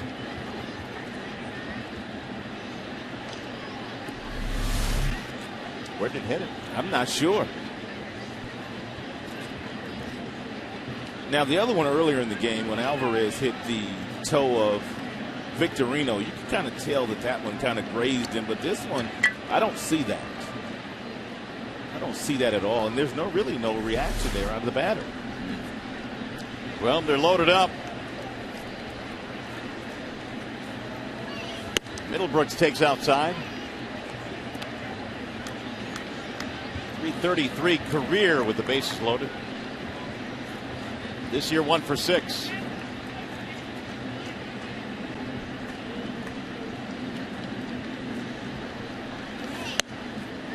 Strike called. Outer edge. 1-1.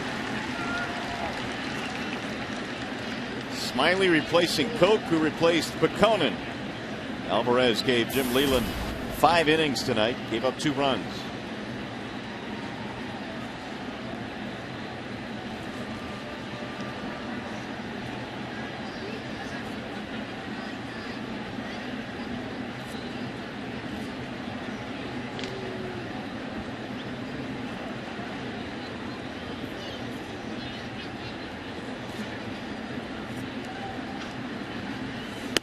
Way high. 2-1.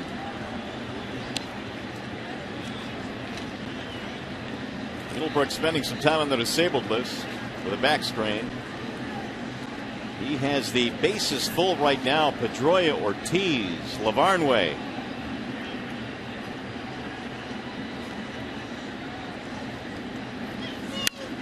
And it's popped in the air, right field. Torrey Hunter coming on. The Red Sox are going to leave him loaded, but they get a run to go ahead. Here comes the bottom of the 8th.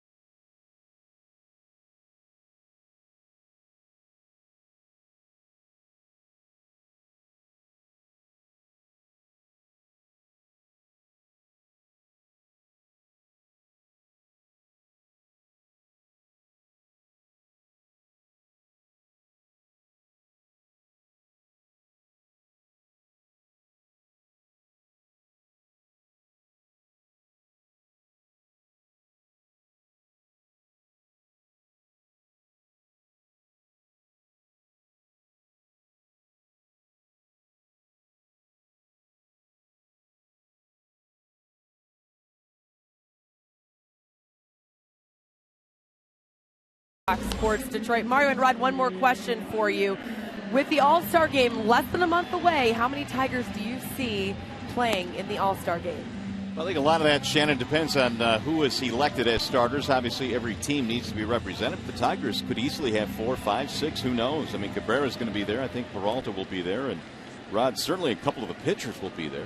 No doubt about that. Pfister is deserving, as Sanchez was. Don't know what his situation will be, but I like next month with him being on the disabled list. Max, also very deserving, along with a couple of position players, of course. Miggy, Prince, Peralta, Infante. You can make a case for a lot of guys. All right, of course, you can still vote for your Tigers to be in the All-Star game, and you're going to want to watch that on Fox as well. Hey, guys, I got to get ready for the post-game show. Yeah, go to work. I'm going to sign off for now, but I will see everybody on Tigers Live after the game. All right, Shannon, thank Bye. you. Koji Uehara is the new pitcher now for the Boston Red Sox. And take a look at the strikeouts to walks for Uehara. 41 walks and 7 base on balls. He has tremendous control.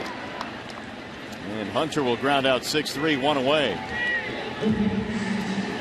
We'll bring up Miguel Cabrera, and it's also time now for the Farmers Insurance report card. First player since Ted Williams in 1948 to post 100 or more hits and 71 RBIs in his first 70 games. Well, the team's first 70 games. Big year continues for Cabrera. Doubled in 3 at-bats tonight. Uehara throws a strike. And 3 pitches is what Uehara features. He's got the fastball, and he'll cut the fastball. He also has a slider and a split-fingered fastball he likes to throw with 2 strikes. The 0-1 is swung out and missed. 0-2. There's that splitter. And that's how you get on top of it. And it's got some real nice tumbling action to it. You can see the split in the fingers, in the glove.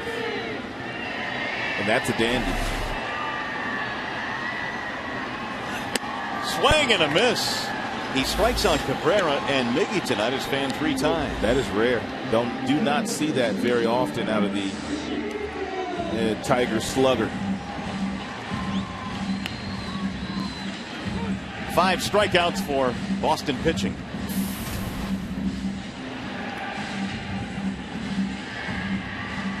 Fielder is 1 for 3, single and 2 flyouts.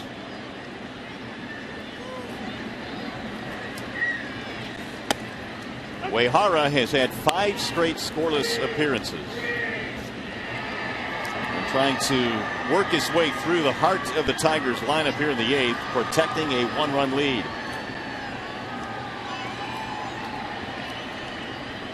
Here's the 0-1. Swing and a miss. 0-2. He's thrown 7 pitches since coming into the game, and all 7 have been for strikes.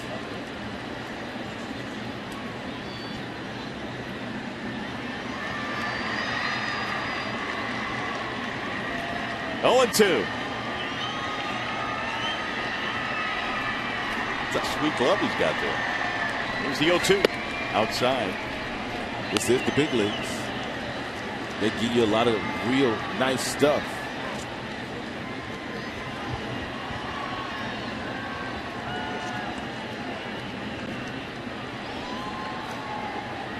Now the 1-2. Popped up foul. This will get back into the seats. Tigers 1 swing away from Prince tying this one up. It's 3-2 Boston. We are in the bottom of the 8th. Tigers have actually outhit the Red Sox 7-6. But a bout of wildness allowed them to get a go-ahead run in the top of this inning. 2 walks set up the single by Ortiz.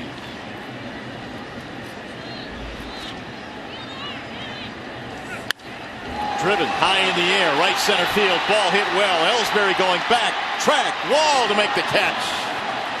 Jacoby Ellsbury runs it down at the base of the wall in right center. Prince gave him a thrill, but not deep enough.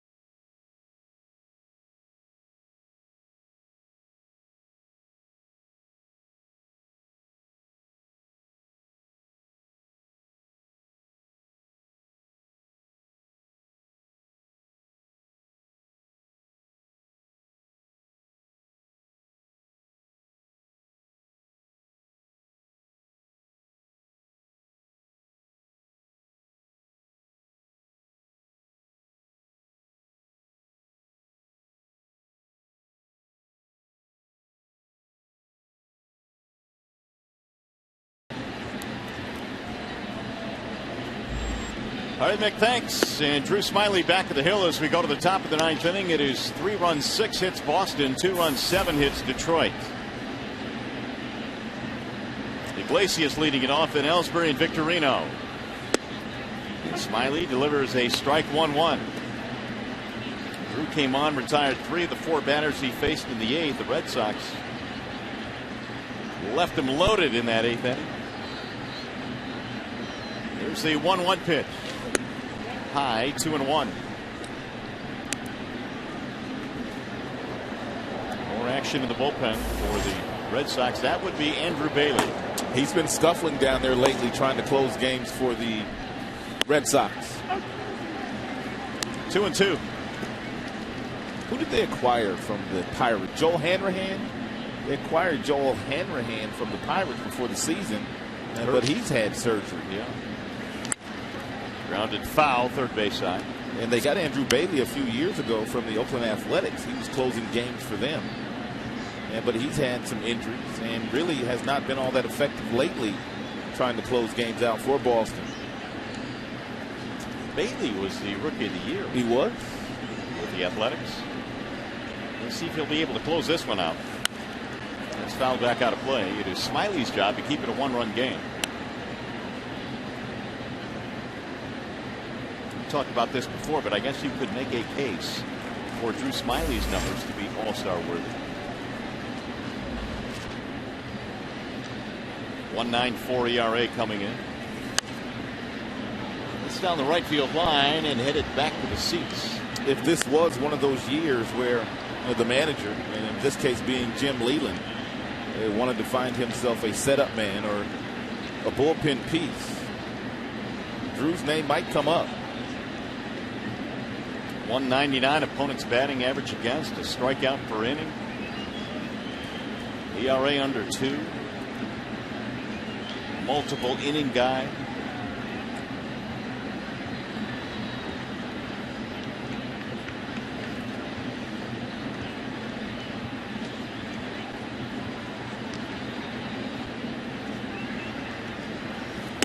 Got him, strike 3. Iglesias out on strikes. Here's the Comerica Bank game summary tonight. The Red Sox up by a run. David Ortiz, 25th career home run against Detroit. That was a solo shot back in the 4th. Alvarez gave Jim Leland 5 innings. Gave up 2 earned runs, and the Red Sox have left the bases loaded twice in the 3rd and the 8th. Ortiz has done most of the damage here for his club. He's driven in 2 runs tonight. The first one and the 3rd one. Jacoby Ellsbury looks at a strike. Ellsbury singled in a run in the 5th.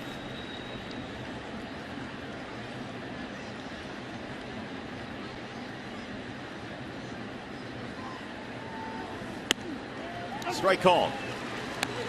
0-2. Martinez, Peralta, Dirks due up for the Tigers in the bottom of the 9th.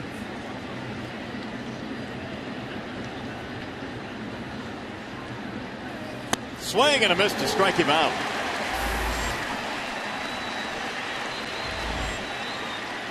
And there are 2 outs. Here's the upcoming pitching matchup presented by Gordon Chevrolet.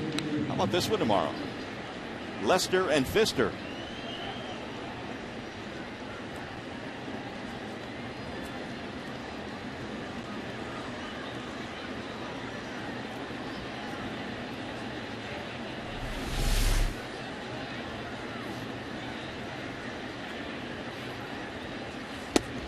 A strike on Victorino. He bats with 2 outs. Smyly has struck out 3. And retired everybody is faced with the exception of Lavarnway. He hit him. It's scattered back out of play. 0-2.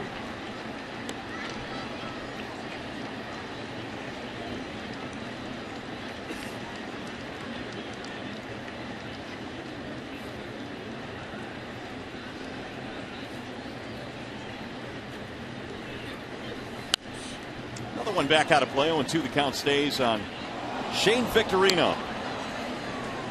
Pedroia would be next should he reach. And one of the things that Jim Leland has admired about Drew Smyly the last couple of years is the fact that he doesn't give away free passes. And for a young kid to come to the major leagues and to fill up that strike zone with quality pitches and a lot of confidence doing so is really, really a good thing for him. Kind of started last year in spring training when he basically pitched his way onto the 25-man roster.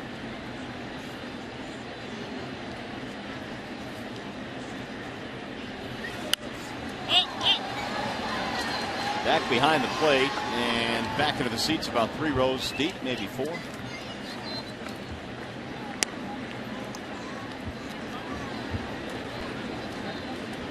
This promises to be a very entertaining series over the weekend here, and Game 1 certainly has been. The Red Sox raced out to a 2-0 lead. Single runs in the 4th and 5th. Tigers tied it up on the Torrey Hunter 2-run single. And then a run in the 8th to go ahead on the single by Ortiz. Again back out of play.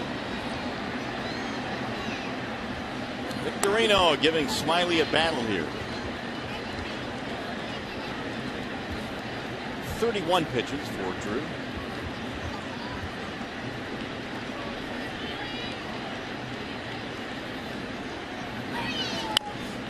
Chop foul.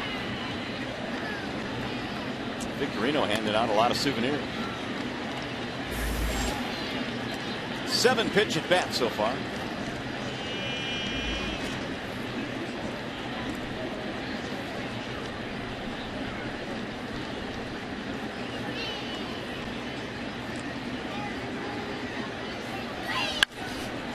Slice to right center. Jackson on the run. Won't get it. Victorino heads to second with a 2-out double. We'll keep the inning going as the Red Sox look for an insurance run. Really good at bat by Victorino, who saw several pitches from Drew Smiley before getting the 93 fastball up in the strike zone and just poked it in the right center field. And Jackson, by the time he ran it down, Victorino with his speed standing on second base.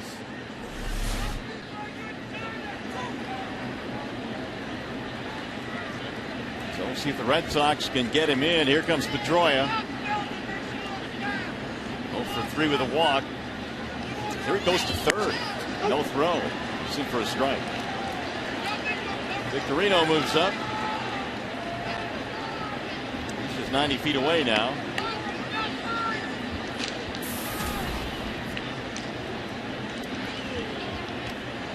8th stolen base for Victorino.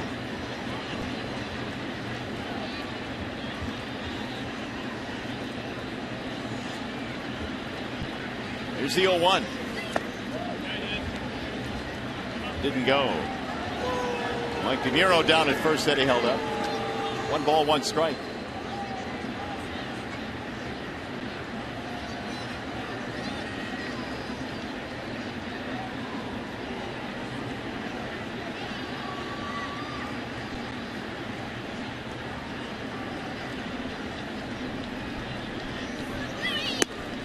Off the plate.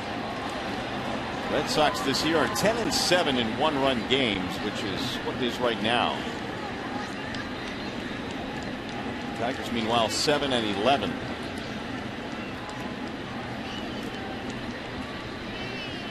Here's the 2-1 pitch. Outside, 3-1 with Ortiz on deck.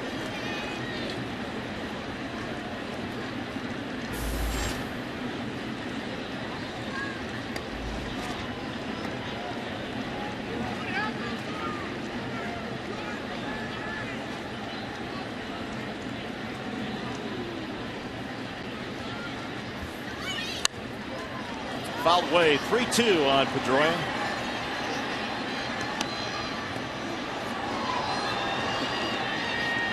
Smiley now is up to 38 pitches. Top fastball, 93. He's touched that several times here today. And we thank Xfinity for those readings. Here's the 3-2. Checked it. Did he go? Yes, he went around. Strike 3. Pedroia called out. Runner stranded at third. Here come the Tigers in the bottom of the 9th.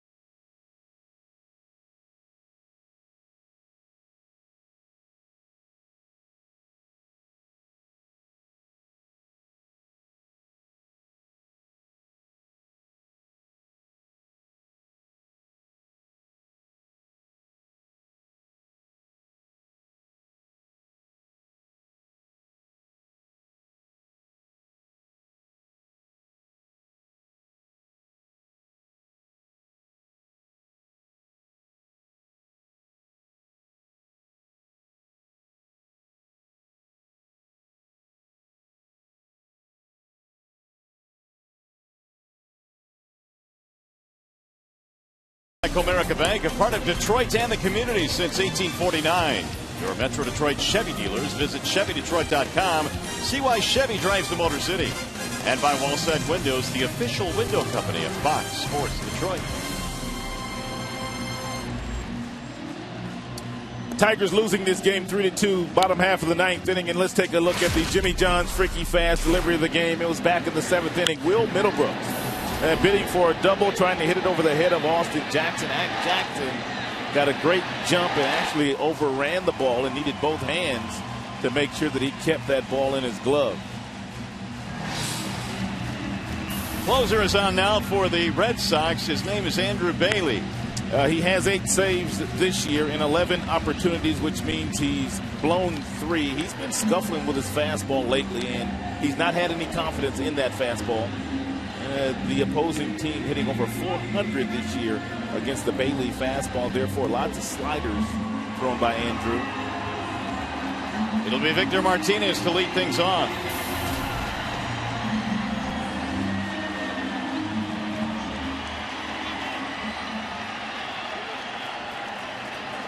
Thumb surgery last year for Bailey short-circuited his season after 19 games. As an all-star 2 seasons in Oakland. So here we go. Tigers need a run to tie, 2 to win. Martinez, Peralta, Dirks due up against the right-hander. And Victor looks at a ball 1-0. All the Tigers need is one base runner here to put pressure on Bailey because he has struggled lately. His confidence is not there.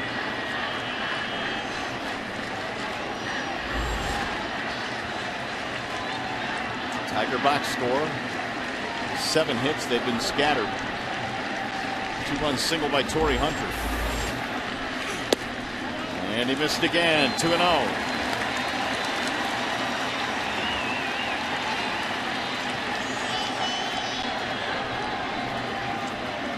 Saved 26 as a rookie with the Athletics back in 2009. Andrew's got 3 pitches, but the changeup he very seldom uses when closing games. Primarily fastball and slider. He went right back out there and missed again in 94. 3-0 on Victor.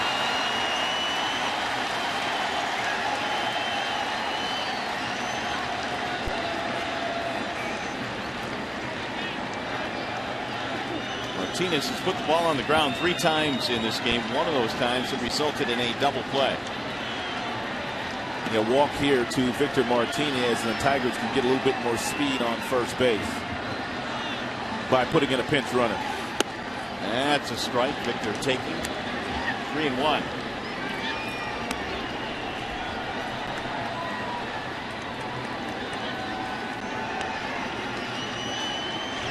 Kelly waiting for Martinez to reach, and he would pinch run. It appears.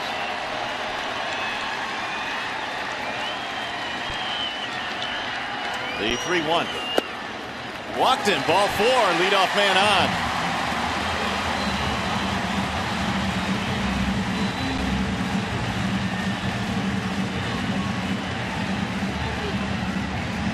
And here comes Don Kelly. MLB.com at bat is the #1 source for live baseball everywhere you go. Available for iPhone, iPad, Android, and BlackBerry 10. Text at bat to 31826 or visit Tigers.com. Here is Peralta. Uehara came on in the 8th, got him 1-2-3. Bailey comes on here in the 9th and gives up a leadoff walk to Victor Martinez. And here is Peralta. Strike call. Nothing but fastballs to Victor, breaking ball to Peralta, 0-1. That's a good call there by LeBarnway because he wasn't commanding the fastball. Andrew Miller, the former Tiger, is warming up. Bouncing ball foul. Now the count 0-2. You can see that the leash is somewhat short this evening for the Boston Red Sox closer, because usually after a 1 walk there's not activity in your bullpen behind your closer.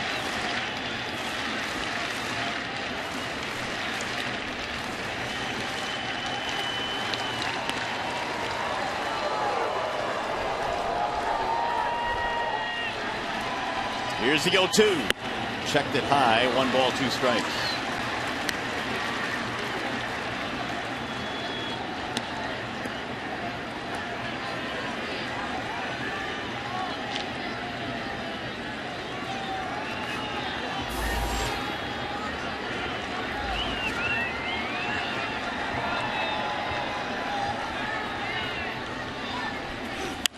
Driven in the air, left field. Gums going back, looks up, and it's a walk-off home run. Johnny Peralta has won it for the Tigers. And here they come pouring out of the dugout.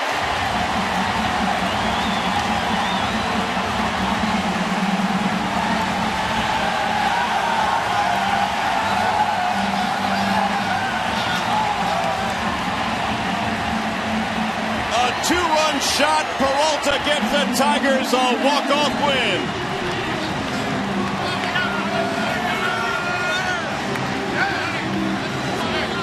And the struggles continue for their closer, Andrew Bailey, who threw Johnny Peralta a slider that was just spinning up there. And Johnny Peralta just continues his outstanding season this year.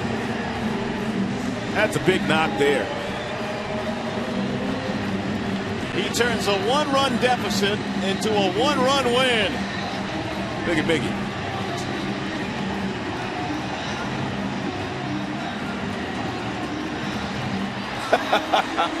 Like a kid in a candy store.